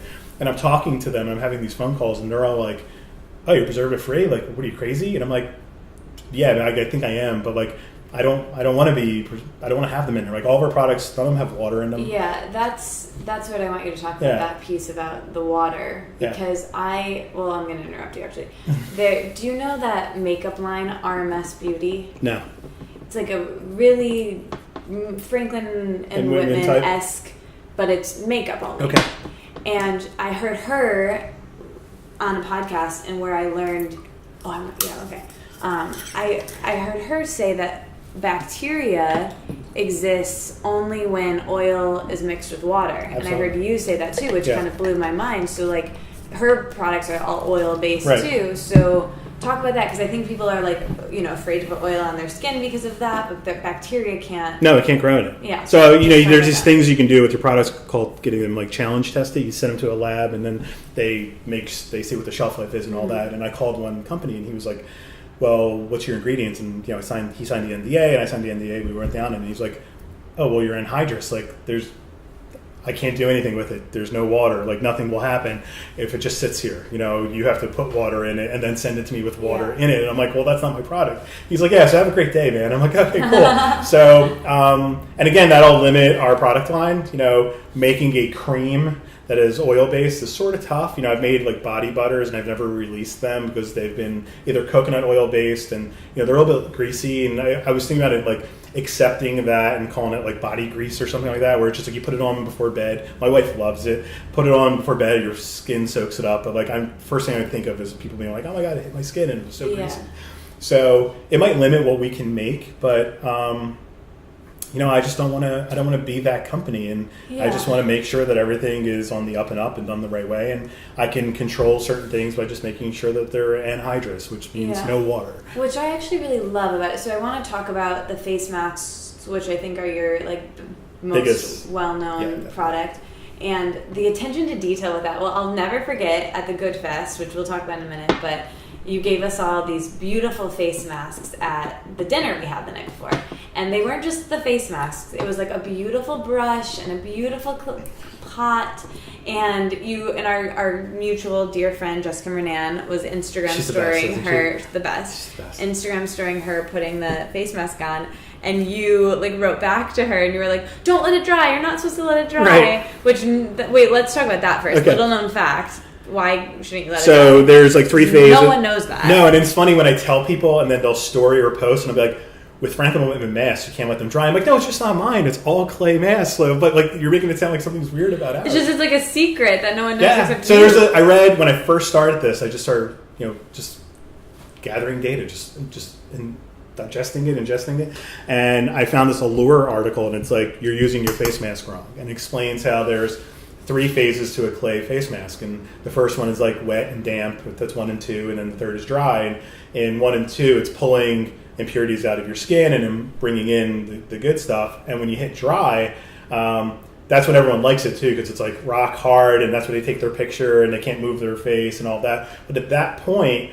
some masks, if you leave them on that long, you notice that like your skin starts to get itchy. Oh, that's awful. Yeah, and that's because it's pulling the moisture out of your skin. You've gone past where you need to go. Yeah. So you have to stop right before it fully dries, remove it, and then moisturize. Because what happens is people will put it on, the mask will stay on way too long, they'll remove it, and now their skin is like dying for moisture, and then they slather on this moisturizer, and it's like you're just like sort of killing yourself. So I make sure in the directions to say like remove before it's fully dry, and I just want people to know that, because everyone's doing it wrong, and people will write back and be like, my face is red, and I'm like, well, how long did you leave it on for? They're like 25 minutes, and I'm like, no, it's like 5 to 10 minutes. Did you not read the directions? And they're like, I did not. And I'm like, also on the other side it says like if your face does get red, it'll dissipate in about 15 to 20 minutes. So I just want to be sort of as much of an expert as I possibly can, and just there's so much attention to detail in all of your products. So let's talk about kind of the self-care system, which is what I really love. So you've got which I think is what we've talked about this before, and so many of the people that love your products talk about this, of like, this is a really mindful act and such a self-loving ritual you can have with yourself. Absolutely. So first you have these amazing steams, and they're like teas for your face. So talk about those a little bit. Sure. So they're all organic, either flowers or herbs, and we have 3 right now. I have like a summery one. And then we have more of a peppermint and chamomile based one. It's great for the winter time. It's great for when like you're congested. And then we have one that's really floral. It's lavender buds and roses and things like that, and calendula. And you put them in a bowl and you boil some water and you pour it in, and you then tent your head with a towel, and you sit there for like 10 minutes and you just breathe deep. It helps clear you out. It helps open up your pores. It's lovely. And it really, like, the byproduct is like it centers you, because when do you, and I'm the first person that sits, when do you just sit still for 10 minutes and breathe deep if you're not doing like meditation or whatever? And people are like, oh, I have no time for this. And then they eventually do it, and they're like, oh God, I want to do this like every day. And you don't have to put the whole jar in. I mean, really, you put like a tablespoon or 2 in, so it'll last you a while. Other thing you can do is you can like sprinkle it in your bath as well and just sit there and like breathe in sort of the steam. But it's fun. I love making them. I love when They're beautiful. Thanks. I love when I decide to make like another one, and it's like, oh, well, what are we gonna do? And then I'll get like 40 different things and mix them together. Like I have this bin of just things like never made the cut, and maybe they'll come out someday or maybe they won't. And I got like chunks of dried turmeric, and I'm like, oh, I'll put that in there, and it's just, when you're tented, it was just too strong, too strong of a smell. So I love them. I think they're great, and not everyone gets them, and that's why I always include them in the kits, because I want to force people to try them, because when they try them, they love them. And if we ever do like a sample run, we sometimes send out samples when you make an order.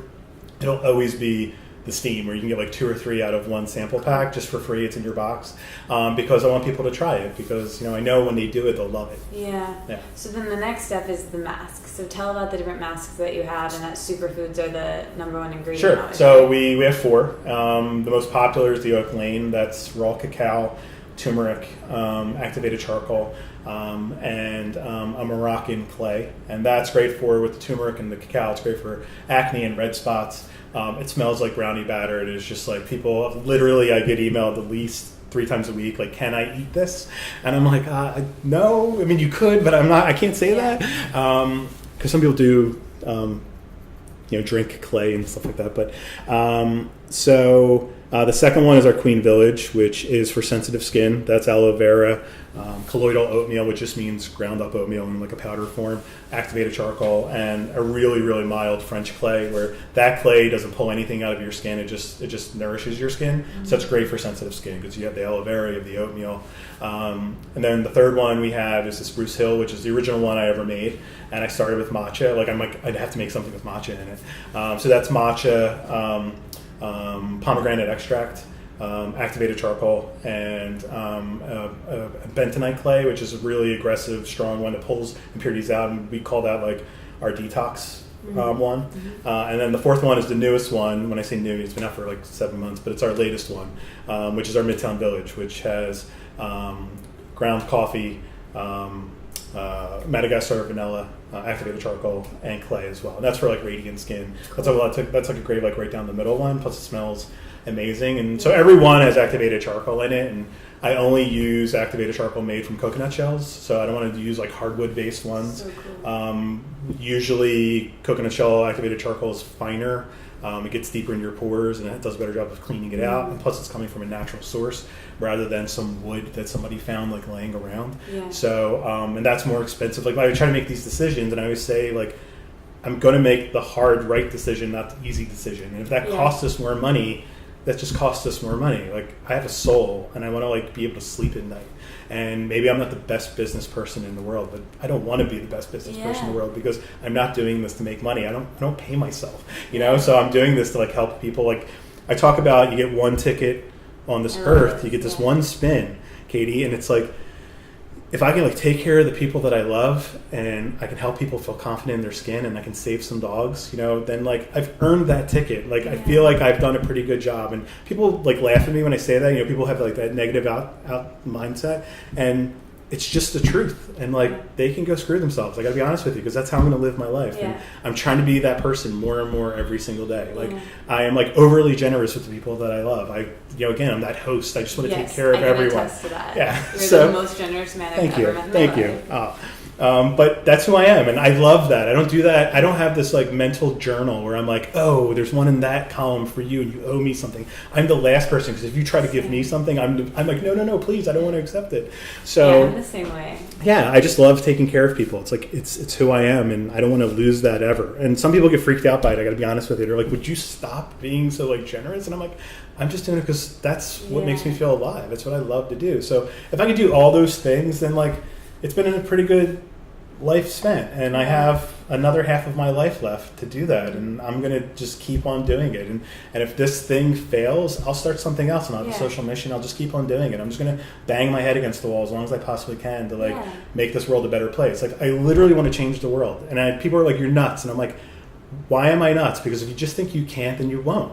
And if you get this critical mass of all these people, I always talk about like no matter what kind of group you're in, if you take like a drone and fly up, we're all in the ocean, we're all like sitting there swimming around. If you're looking at it from the sky, everyone's busy and everyone's doing their stuff. No one's lazy. If you're lazy, you drown. But we're all just sitting there like circling around each other. But if we have critical mass and we all get on board with something, some cause, even if it's 4 people, just you ever get that excitement amongst like 3 or 4 people, and it's like, oh crap, like this is kindling. We have to like blow on this and turn it into like a flame. We literally could swim around the world. You and I and like 4 other people could swim around the world if we wanted to. It's like you take the lead one day, I'll take the lead the next day. But you just have to have that like common goal and direction. And if I can, that goes back to that tribe thing that I was talking about. And community. Yeah, if I can get people like that around me, then like why can't we change the world? And if it's with dogs, if it's with this perfectly imperfect t-shirt movement that I'm trying to do to accept yourself, if it's something like, or if it's just people feeling more confident in their skin and they don't have to put freaking makeup on their face to go outside. Like if you think about that, if you really truly think about that, like why do people have to put makeup on their face to go outside? Why can't we just go outside and be ourselves? Like why do you have to, some people like literally paint on their face. I watch these like makeup tutorials and I'm like, holy crap, you're putting like 4 layers of stuff. Like you're not you anymore. You are this person that you want to be. And it goes back to like that Instagram like facade thing where someone that I'm close to who's an influencer on there, they had some family troubles last week and she did a story about it, and I just like wrote her a little note. I'm like, hey, I hope everything's going okay. I don't want to know what's going on, don't tell me, but like my thoughts are with you. And she's like, oh my god, thank you so much. And I'm like, we're all just people. Yeah. We're all human beings behind this piece of glass that I have in my hand right now. And, you know, you have this, like, who you are on Instagram, but then you have, like, who you really are. And everyone has thoughts and fears, and no one is perfect. And why do people have to put makeup on their face? So if I can make people go outside and be like, I'm confident in my skin, and I'm going outside, I'm going to rock this. And I am who I am, and, like, screw you, I am who I am, then, like, that's great. That's great. Like, it's, as a man, it's weird. I'm like, why do you have to do this? I know maybe some people feel better. So it's like, you know, if someone wants to do it and it's art to them, and then that's great. Beautiful. That's great. But I don't want to do this societal thing where you feel like you have to fit in, you know, like. Exactly.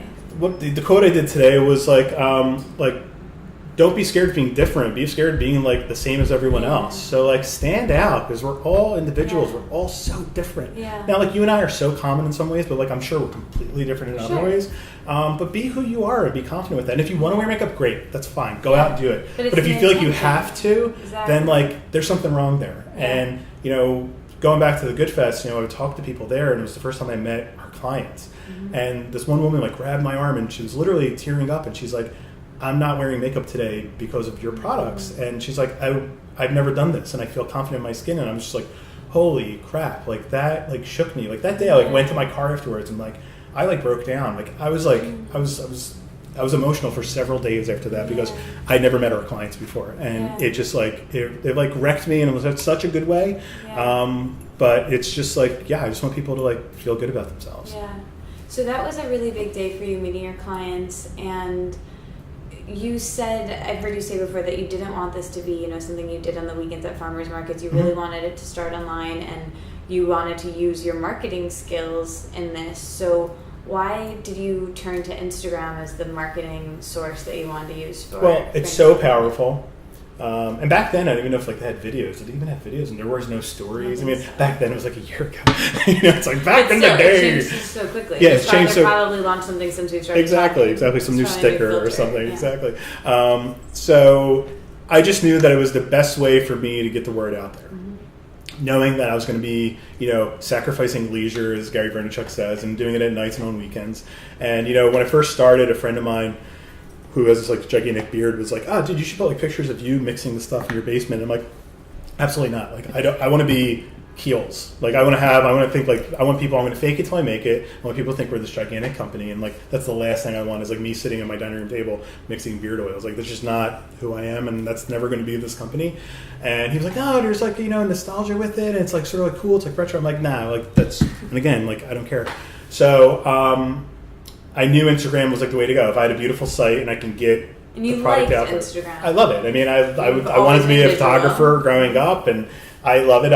It's funny, like, I hadn't used my personal Instagram account for, like, a year, and I just started, like, last week again. I'm like, I have to be me, because the brand is me, and I am the brand, but at some point, I need someone else to do this stuff, and, like, I want to, like, post a picture that has nothing to do with any of the stuff, and maybe the picture I took or something of my daughter or something. So now, like, my personal one is back up and running again. But I knew it was a great medium for me to use. It was a great platform to use. I don't do Facebook. I don't love it. I don't get it. You know, I understand why people use it, but it's just not my thing. And I get my news from Twitter, but, like, again, that there's no way to really do that. I wasn't in the Snapchat game, so it was perfect. It was, like, exactly where I wanted to land. I loved it. I knew how to use it. And, you know, back then there was no algorithms. It wasn't this thing. It was just a pure feed of pictures, and you can control, like, when it was out and who saw it. But I just started there, and I knew that was going to be, like, where that was going to be the platform. You know, people ask me, they're like, well, what happens when, like, no one's using Instagram again? And I'm like, I don't know. I gotta figure that out. But I don't think it's going to go away anytime soon. Yeah, I say that about podcasts too. So when did you want to work with how did you start working with other people on Instagram? How did that really happen? It was right when the body scrubs came out, when I sort of rebranded everything. And, you know, I already followed people, and it's funny, like, everyone that we work with now, they may have, like, 6-figure follower rates, but, like, maybe when we started, and again, it's way back when, you know, but it was like a year and a half or 2 years ago. It happened so quickly. Yeah, some of these people were at, like, 20,000, and I just sat down. I'm like, I'm going to email them all and direct message them and say, hey, we have these body scrubs, and here's our brand promises. And do you want to try them? And everything back then came in, like, glass jars, and I would they would come, the 4 scrubs would come in glass jars in a craft paper box with like craft recycled paper crumpled up in it, and then no corners cut here. People. No, and like each box took me like literally like 30 minutes to make. I like jute ribbon, and I would handwrite the thing, and it was, you know, it was very personal, and like the box weighed, my God, it was like the box was like 5 pounds.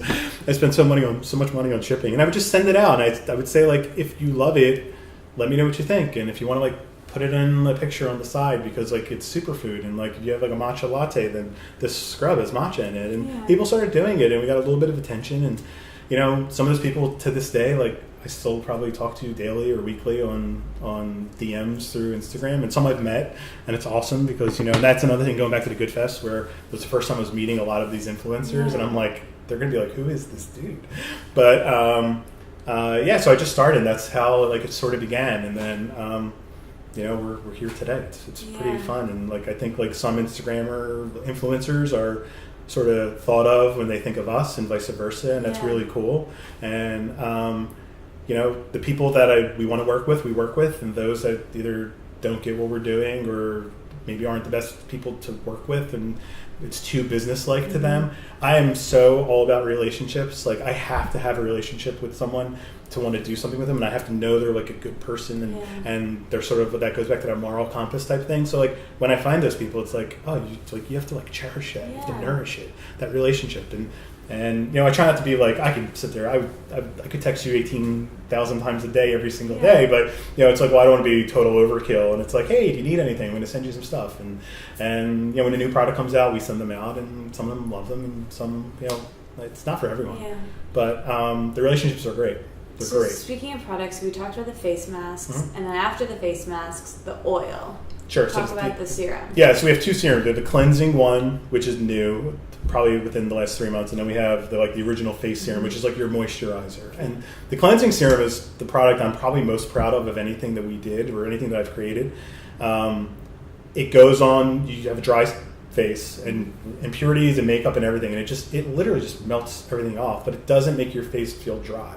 Because it nourishes, and everyone's like, well, I have oily skin, I can't use a serum to cleanse my skin. And I'm like, no, like oil cleans oil, like that's what happens. Like dissolves like. It dissolves like, exactly. It's like that thing where if like you have like a permanent marker mark, the only way to get that off is to use a permanent marker to like re-wet the oil and to take it, re-wet the marker to take it off.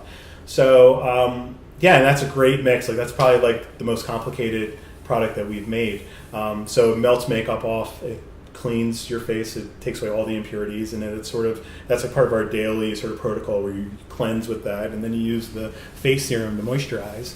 And again, people are just like, oh, I have oily skin or this or that, and it's like, no, like you have oily skin because your skin needs the oil, and it's like, but you have the wrong kind of oil, and let's all break it down and then it'll nourish it. And people use it, and they're just like, dude, this, like, we get more like really amazing reviews and emails about the face serum than anything else, because like people now feel like they can't like live without it.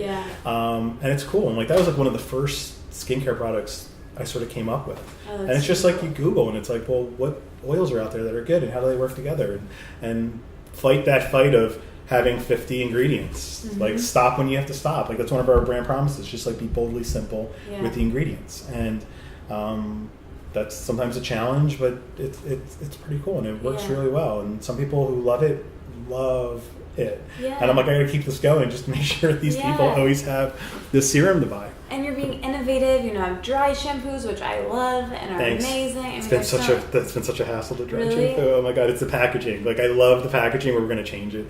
The glass bottle is just not like working for people, so we're going to be in this cardboard tube with sort of a sifter top in the next 2 weeks. But it's been this. I always say, like, it's like the great dry shampoo debacle of 2017, because the product people love, but it's like the delivery of the product is not where it needs to be.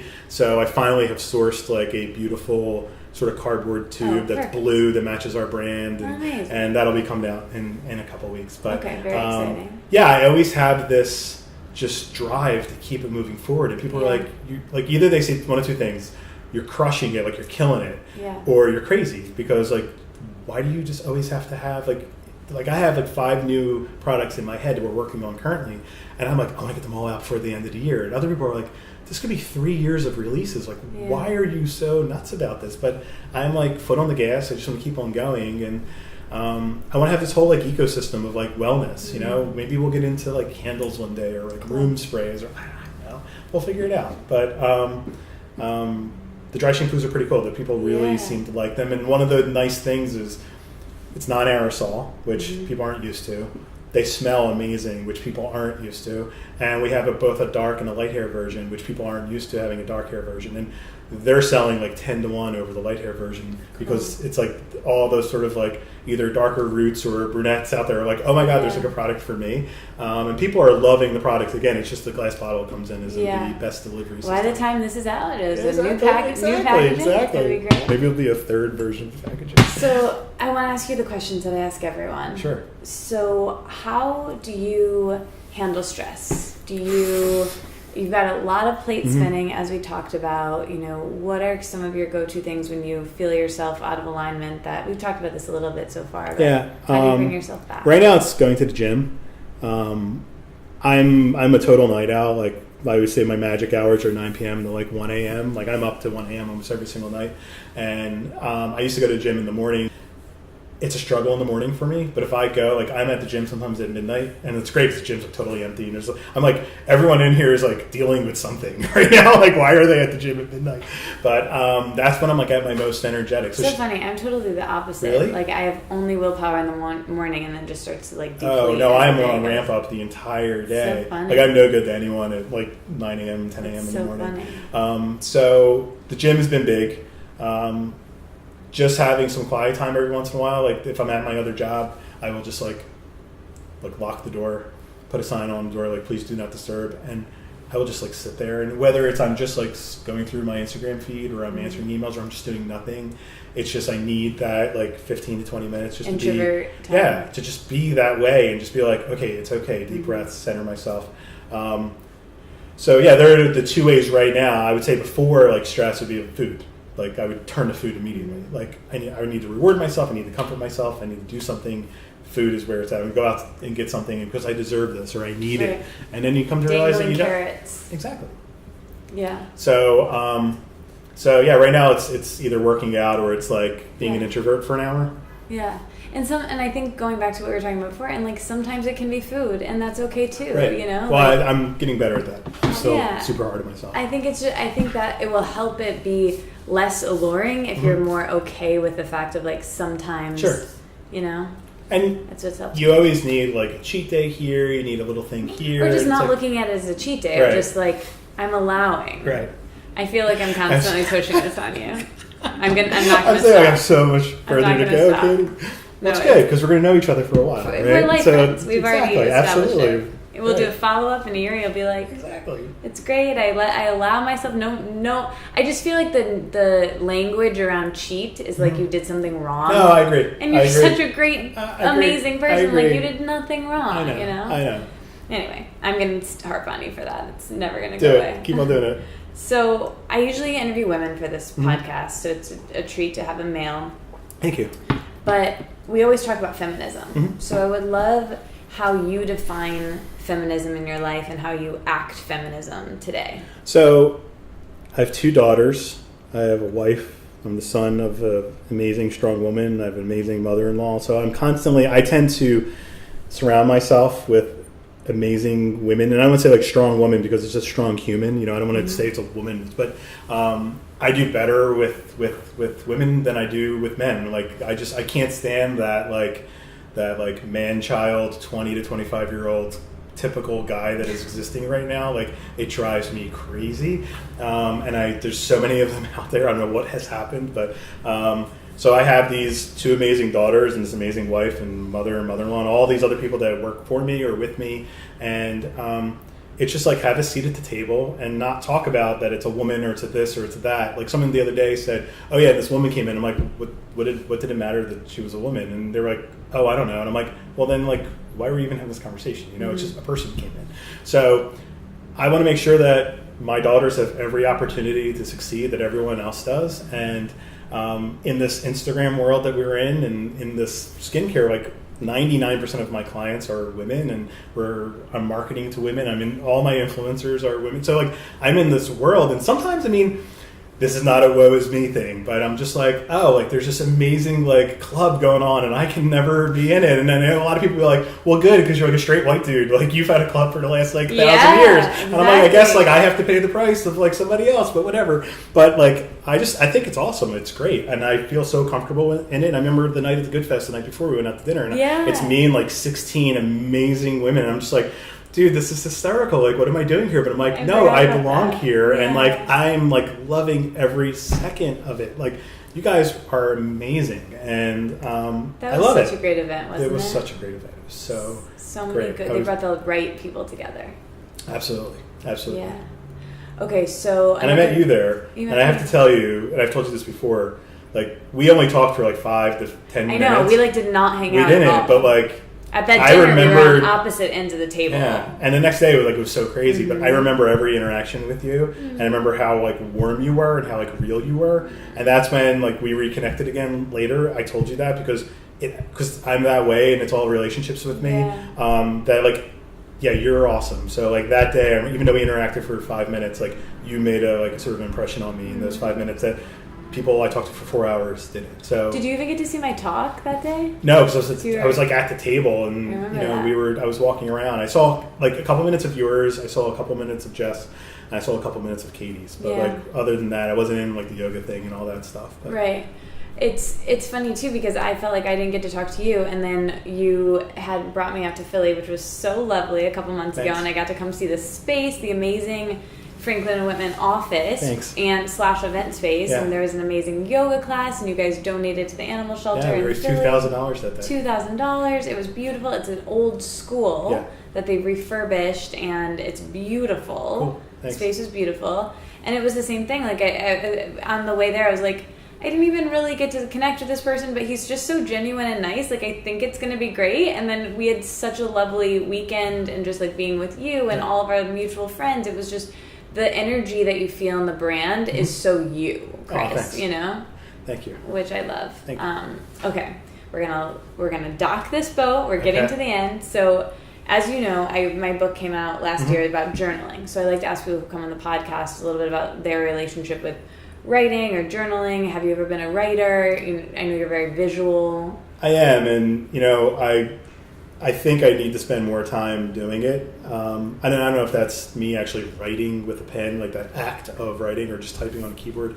And I don't, but I know I need to. Like, I feel like it'd be a great way to like be more self-aware, because once you put it on paper or on screen, you can actually sit there and be like, oh, I wrote this, and I'm going to read it, and I'm going to actually confront these things rather than just them like going crazy, bouncing around in your brain.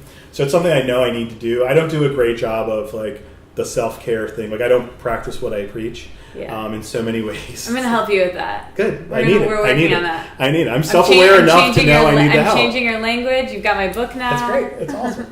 But yeah, I would love to be able to spend more time just for the pure fact of being like, I'm just going to sit down and do this, and I'm going to be present of mind to do it, and I'm going to just block everything else out, and I'm just going to do this. I think it'll be so healthy for me. I think it would be really good for you too. I mean, we're similar in that way. It's like, the reason I wrote the book is that no one told me to journal. No one told me it would be helpful. I was going through something really hard in my life, and I just decided to do it. Right. And I just decided that it made me feel relief, and it was cathartic to me in some way. And then I didn't know why, but I realized it's very uncomfortable because you have to be with yourself. It's like we were talking about earlier, like we want to tap out with the food, with the phone, with work, with whatever, with stealing TVs, or whatever it is. And storing them, and oh my gosh. Anyway, but it's eventually you have to take these emotions and we have to feel our feelings. It's like that Louis C.K. thing of like, we bottle this stuff up, and you can't feel like the richness of mad love if you don't feel like the deepness of heartbreak. Right, too. So you can't have the sweet without the sour. Exactly. Right. And so it's all about that, like,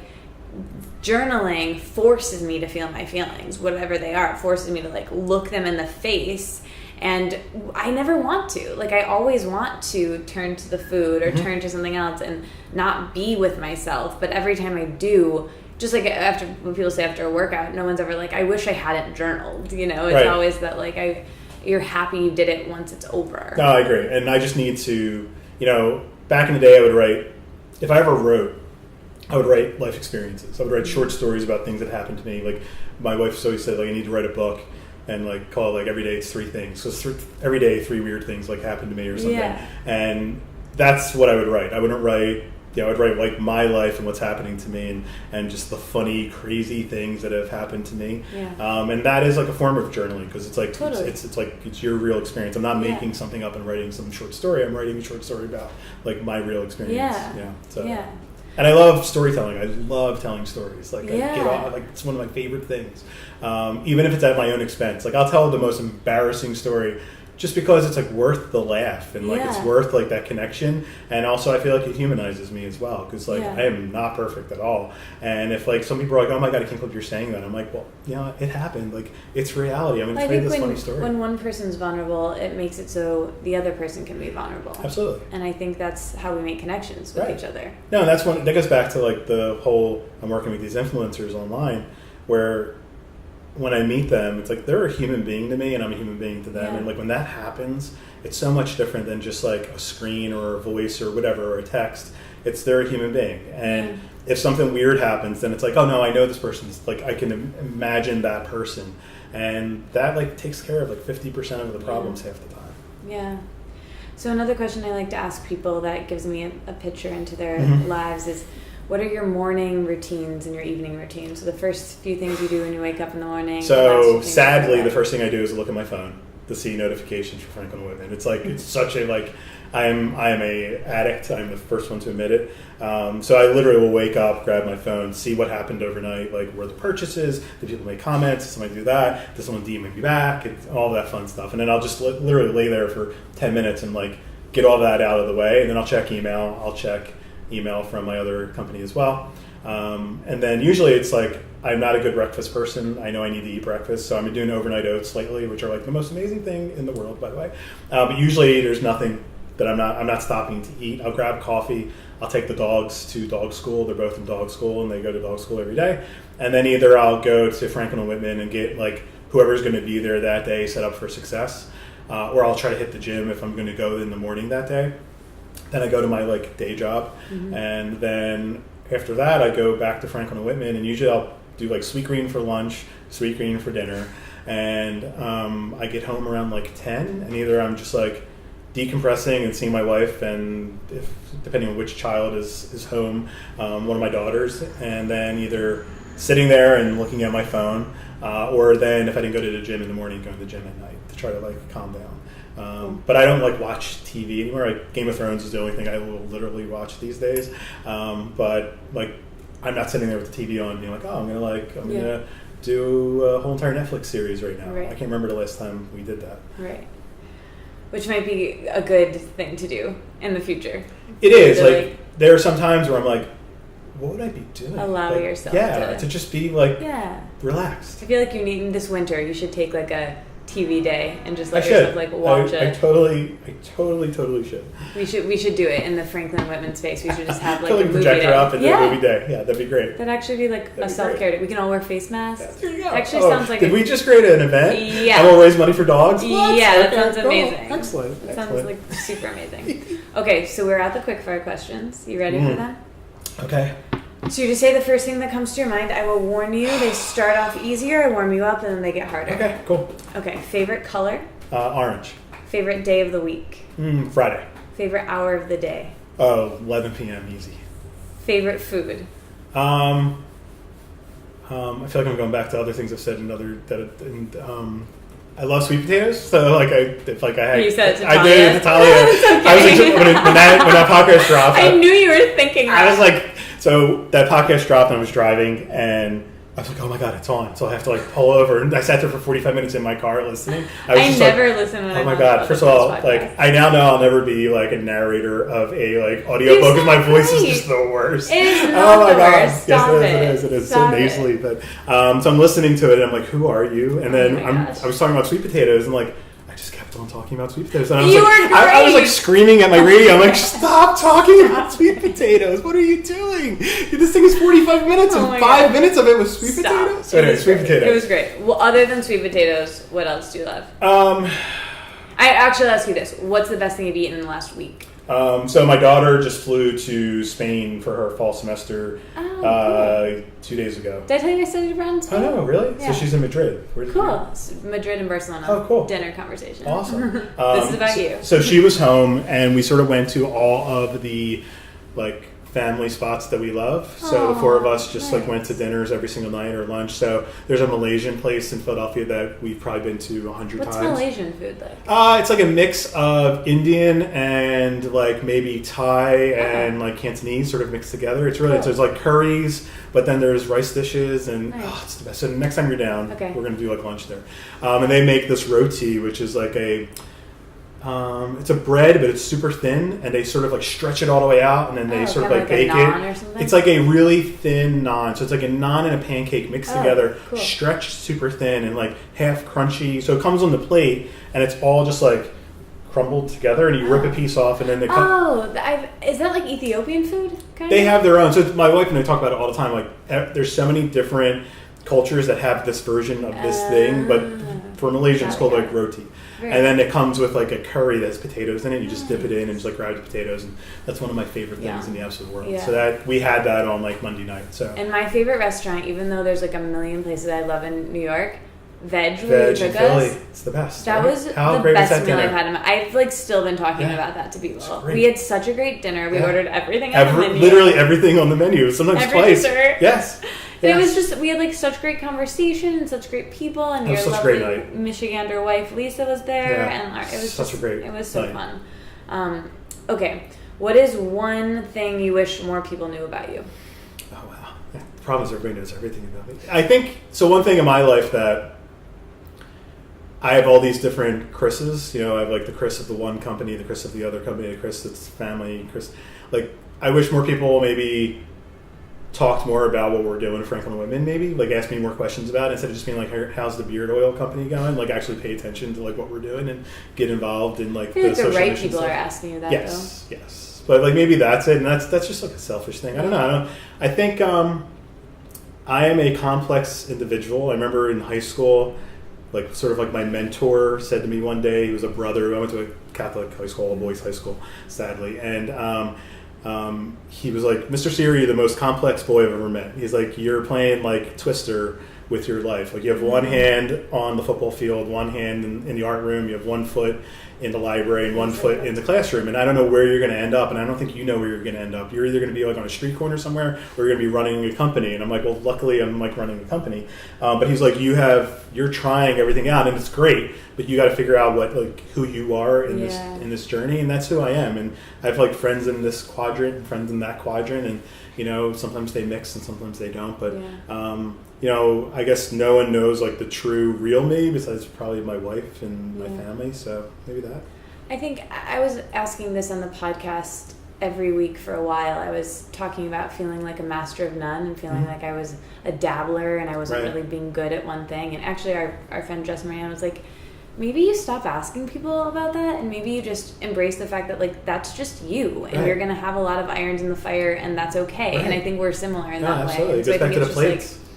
Spinning plates, it's just man. like knowing that. And a couple weeks ago I interviewed Latham Thomas and she said this thing on the podcast where she was like, I think balance is a myth. I think trying to find balance is, no one's ever going to have balance. It's about being able to like be a tightroper who can like sway and know that like that's okay. And I think it's just all about going back to being nice to yourself. Yeah, no, it's true.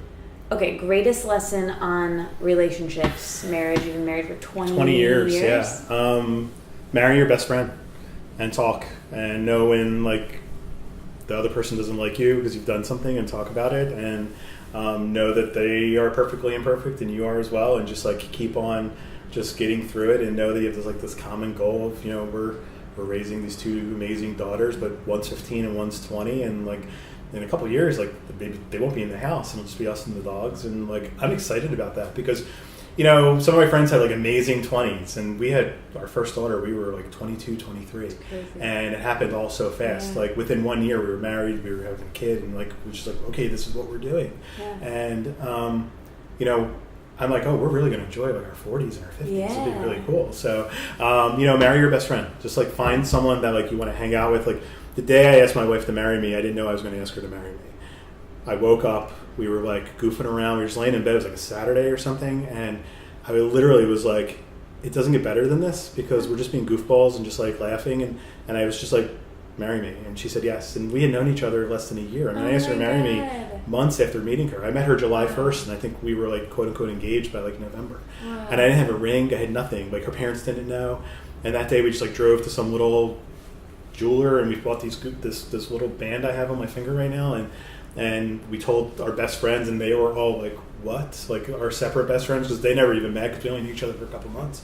And then we waited a while to tell our parents, and yeah, like I met her parents the moment I told them I was going to marry her. Wow. So we drove to Michigan for Thanksgiving. And how did that go? It went over well, because they're Midwesterners. They're like, oh, that's great. So we'll get some cider. We'll get some sparkling cider and toast it. And then I met her whole entire family over Thanksgiving, both sides. We went to 2 different Thanksgivings, and it was like, oh, this is Lisa's boyfriend, Chris, and they are engaged. And I was like, hi, everyone, and yeah, I'm going to be part of the family. Aww. So, yeah, it was, but she's my best friend. She's great. I love that. And she is great. She is great. Greatest lesson on parenting? Advice? Anything? I'm not, someone told me when my daughter went to college, we went to some seminar, and they said, like, none of you are helicopter parents. Please don't be that. But the problem where a lot of people fall, and I fall in that range, is you're a snowplow parent. And that means that you're just driving slightly ahead of them, clearing the road for them. And they're driving, you're just making sure everything's like as good as it possibly can be, and it's not perfect, but it's good. But the second they hit like a snowdrift or a pothole, they're not going to know how to get through it. And you're not sitting there controlling their lives, you're just making sure it's a little smooth for them.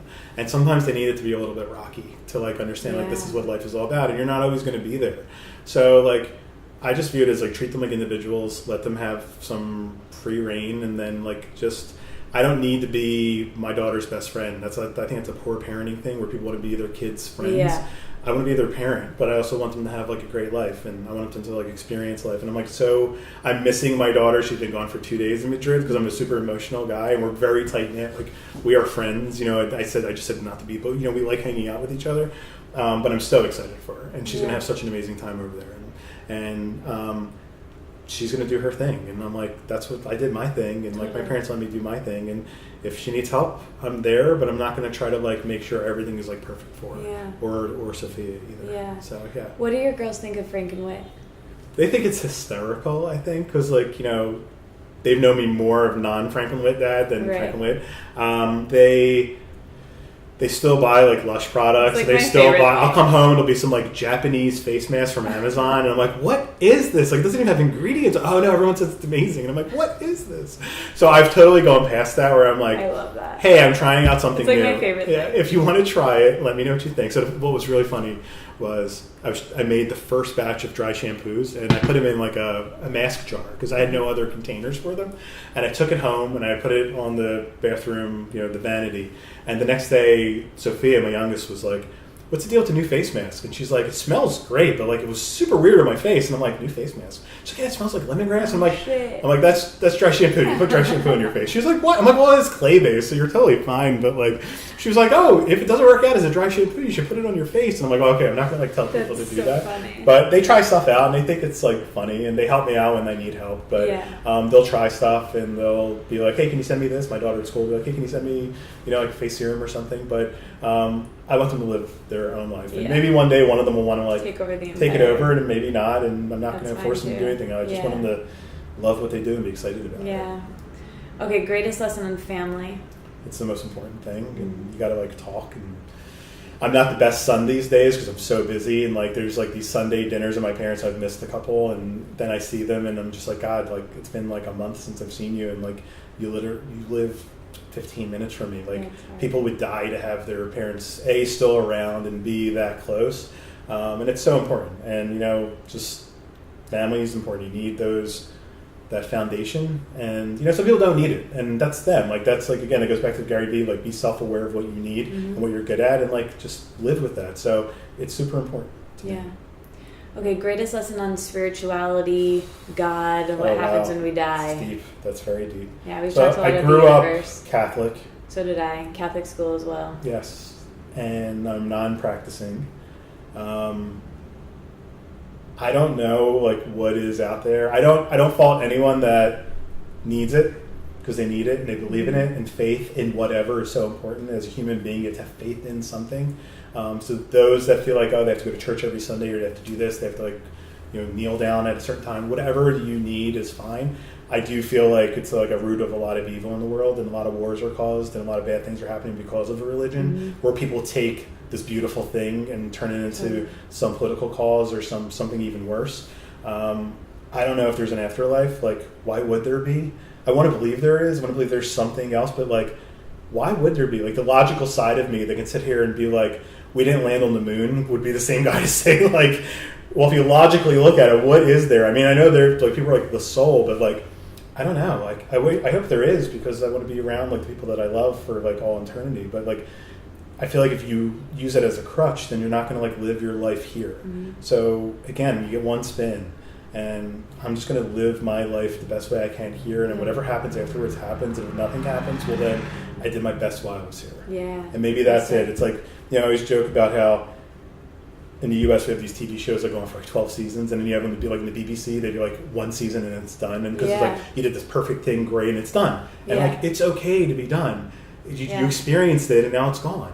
And for some reason, as Americans, we can't do that. It's like we need to rehash Star Wars, and we need to have 12 seasons of these shows. So interesting, yeah. And we'll watch a show and like, oh, it's like series 2 and it's done, because they call them like series and instead of seasons. And I'm like, oh, I guess that's it. Like, I'll never come back. They don't need to do that. Well, maybe we're just like one of those like 4 episodes and it's done, and like do the best you can and make it rich and amazing, and then, but if there's something else, there's something else. And either way, I can't control it anyway. Exactly. I'm not going to like recant on my deathbed and be like, oh, I believe in this thing, because I think it might be happening. But I hope there is. But if there's not, I'm just going to like live the hell out of this life that I possibly can. Really. You are.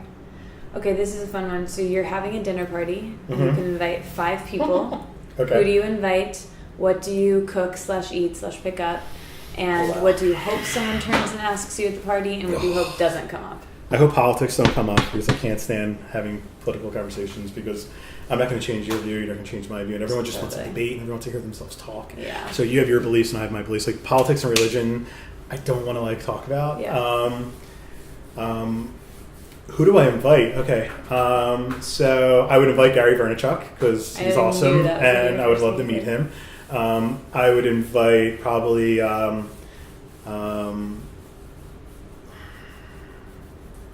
David Sedaris, because his books that's my favorite thing. Like, I need to read funny things, and like if I wrote a book, it would be because they're his life experiences, and he's just hysterical. I would invite David Sedaris.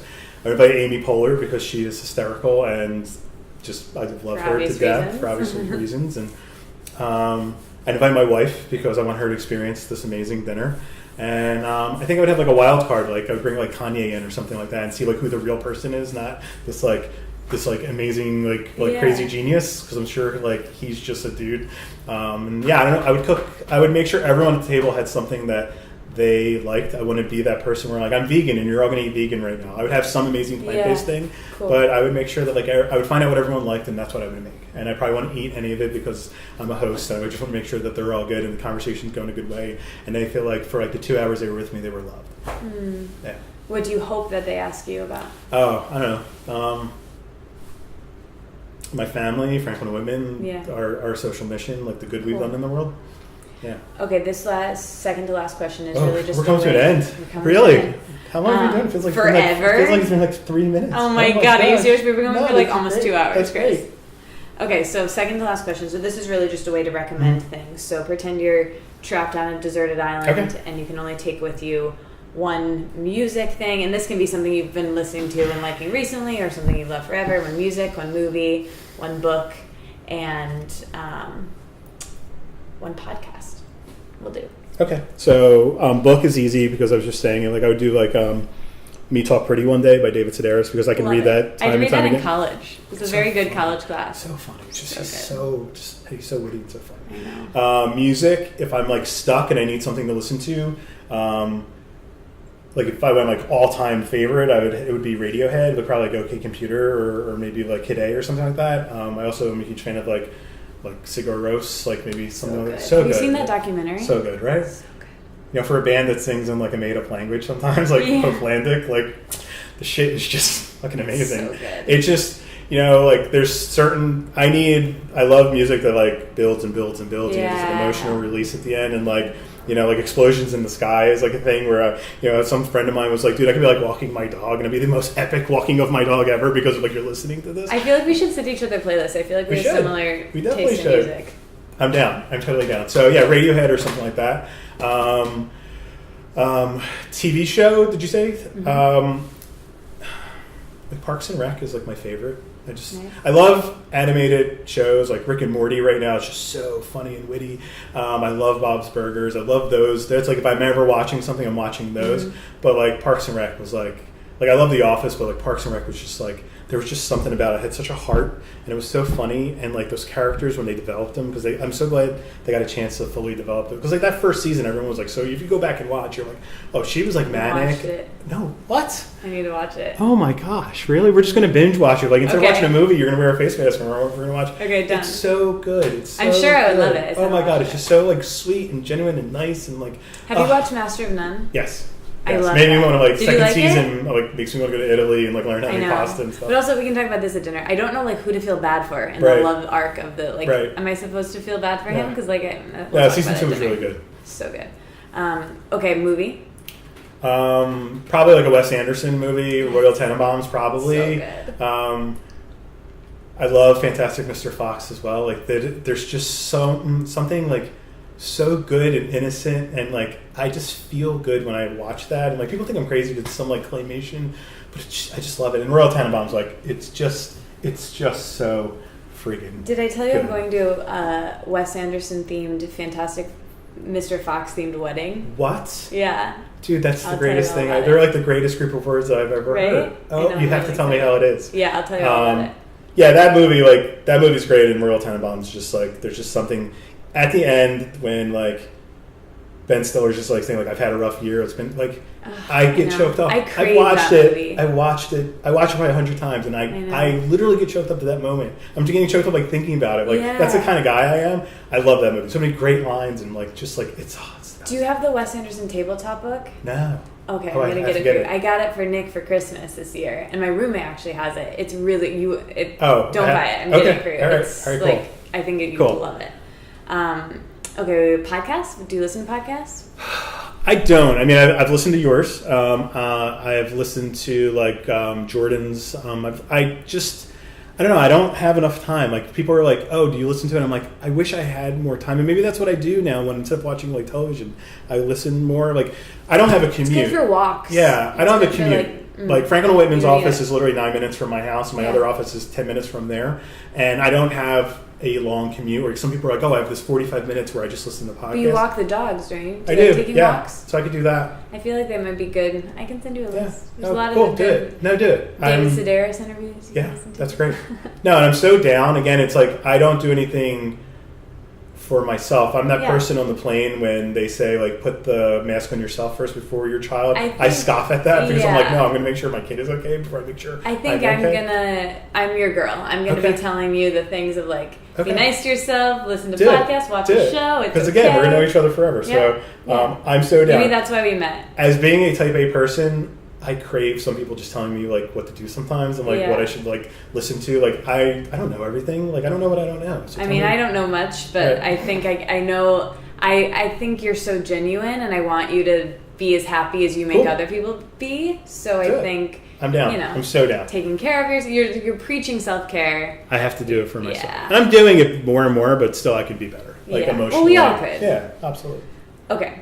So we've been going for so long. Wow. It's been amazing. Okay. So as you know, the name of the show, the name of my podcast is Let It Out with me. So when I offer that term to you to let it out, what comes up? What does that mean to you? Oh, fuck. I'm this complex, crazy dude that is trying to do good in the world. And I'm trying to I'm trying to change it. I really am. And I don't know how I'm going to do it, but I'm going to do it again through dogs or some message, this t-shirt, the products. And that I'm not perfect, but anyone can change themselves. Like you just have to be self-aware and just attack it and make a plan. And I'm living proof of it. I started this company when I was 40. And like a lot of skincare companies in this wellness phase are all by like people in their 20s that are having skin problems. And I came at it from like a completely and utterly different point of view and a different sort of road. And that makes me like this unique individual. And, you know, I was talking to Talia about it, and like, I didn't show my face for so long. Well, I have like body issues because I'm like, oh, I'm overweight, I'm going to be this, I should wellness, I'm a dude, I have a beard, I'm 40, I'm old, like all this stuff. And I constantly fight that all the time. Yeah. But also like, she's like, no, dude, you're remarkable. That's the thing that makes you you. Like there should be a video. I had coffee with someone and she's like, when you get to Franklin Whitman, it should be you being like, so I grew a beard, and like tell the funny story of this and like embrace this. That's why I connect with it. Like I could care I know, less but about I still struggle with it. I still struggle with it to this day. So again, like I'm just like this complex person who has like tons of emotions. I'm like way more emotional than most people, but I truly care and I truly love the people that like are in my life. And you know, there are people that like don't need to be in my life, and like I'm not going to give them that energy because we only have so many like, you know, I always say like cycles. Like I don't want to burn a cycle on something negative or someone negative. I want to like burn a cycle on something that's good, and whether it's for myself or someone else, it's usually for someone else. You know, I just want to like again build this tribe and like have these like amazing people and just try to do some good in the world. Yeah. And if I'm like weird because of that, then I'm gonna be weird. I'm gonna get my weird on. You know, if that's what people say, that like that's it. But like I love dogs and I love people, and like those that like want to like be with me in this sort of like Venn diagram thing of the magic in the middle, then like we can do whatever we want. We like you and I could like cure a disease if we wanted to. Maybe not cancer, but maybe like something small. You know, if we really wanted to, maybe why not? Let's not limit ourselves here. Exactly. So it's like you either can do it or you can't do it. And I talk about, you know, someone said to me one like, oh, you're doing all this stuff with the environment and these vegetable starch packing peanuts, but like, you know, India and China are just like, it doesn't matter what you do. And I'm just like, I can't live my life that way. I gotta like believe that like I can make a difference. And if it's one minuscule of percentage of what's happening, then like at least I tried, and trying is like so important. Like I'm not apathetic about anything in my life. If there's something in my life that I'm apathetic about, it doesn't need to be in my life. So like I am all emotions. I'm like the 100 you know emoticon or whatever emoji. I'm just like always that with whatever I do. And sometimes it's like I annoy the crap out of people, but it's like that's who I am, and I just want to like I want to give everything my all, and that's it. And if like that makes me like cry more than most people or get angry more than most people or like love more than most people, then whatever. Because again, like you can't have the sweet without the sour. Like you gotta embrace it all because we're human beings and this is a journey, and like we just gotta get to the end. And I don't know what the end point is, but like I'm gonna do everything I can to like make it better, because like I have a soul and I want to be able to sleep at night, you know? You're doing it. All right, that was my conversation with Chris. I love him. He's great. Thank you so much for doing the show, Chris. Thank you so much for listening all the way to right now. One more shout out to freshbooks.com. This episode is brought to you by them. You're probably juggling a million things. I'm always juggling a million things. Outsource your accounting to FreshBooks. They are the best cloud accounting software out there. You can personalize it. You can put on your logo. You can make it look super professional. You can track your expenses and upload photos of your receipts. Keep yourself organized. They are great. I love them. Payments go directly into my account. They arrive in a couple days. They take credit card payments. If you're not a small business, you can use it to stay on top of your finances as well. Get your free 30-day unrestricted trial by going to freshbooks.com/letitout and entering Let It Out in the How Did You Hear About Us section. That's freshbooks.com/letitout and enter Let It Out in the How Did You Hear About Us section. Okay. Did you like this episode? If so, share it with a friend. You probably want to check out Franklin and Whitman. And if you do, they're great. Obviously, we talked all about it. All natural, plant-based, cruelty-free. They're not even a sponsor this week, but I'm just going to keep talking all about them because I love them genuinely. And if you want 20% off, you can use the code Katie at checkout. That's my name, Katie, for 20% off. They truly care about their customers and the environment, and they want to make the world a better place. They being Chris, really, and everyone who works there, but really Chris is the driver of all of this, which you just heard. And I'm not even going to talk about them more because you heard all about them, but 20% off, use the code Katie. All right. The emoji for this week's episode is the little thing of matcha. It's like a bowl. It's also kind of like a cup, but it's definitely matcha. And I like matcha tea. I really do. I love the taste of it. I love Cha-Cha Matcha here in New York. But here's the thing, guys. It like makes me crazy. It makes my heart beat fast. I think it's just like too caffeinated for me. I don't know. But whenever I have matcha, I like kind of go crazy. So I don't really drink it, but I do use it in my face masks. So Franklin and Whitman, I think Chris talked about this, but they have a face mask that has matcha in it, which I really love. So that's why I'm choosing the emoji to be matcha this week. I love you guys. Thank you so much for listening. Remember the giveaway if you want to enter that. And I'll talk to you next week. Really great guest coming up next week. I'll tell you who it is. Okay, it's Latham Thomas. She's coming back, and she was one of my first guests ever, and I love her, and I got to go to her apartment. You'll hear about it next week. Love you. Bye.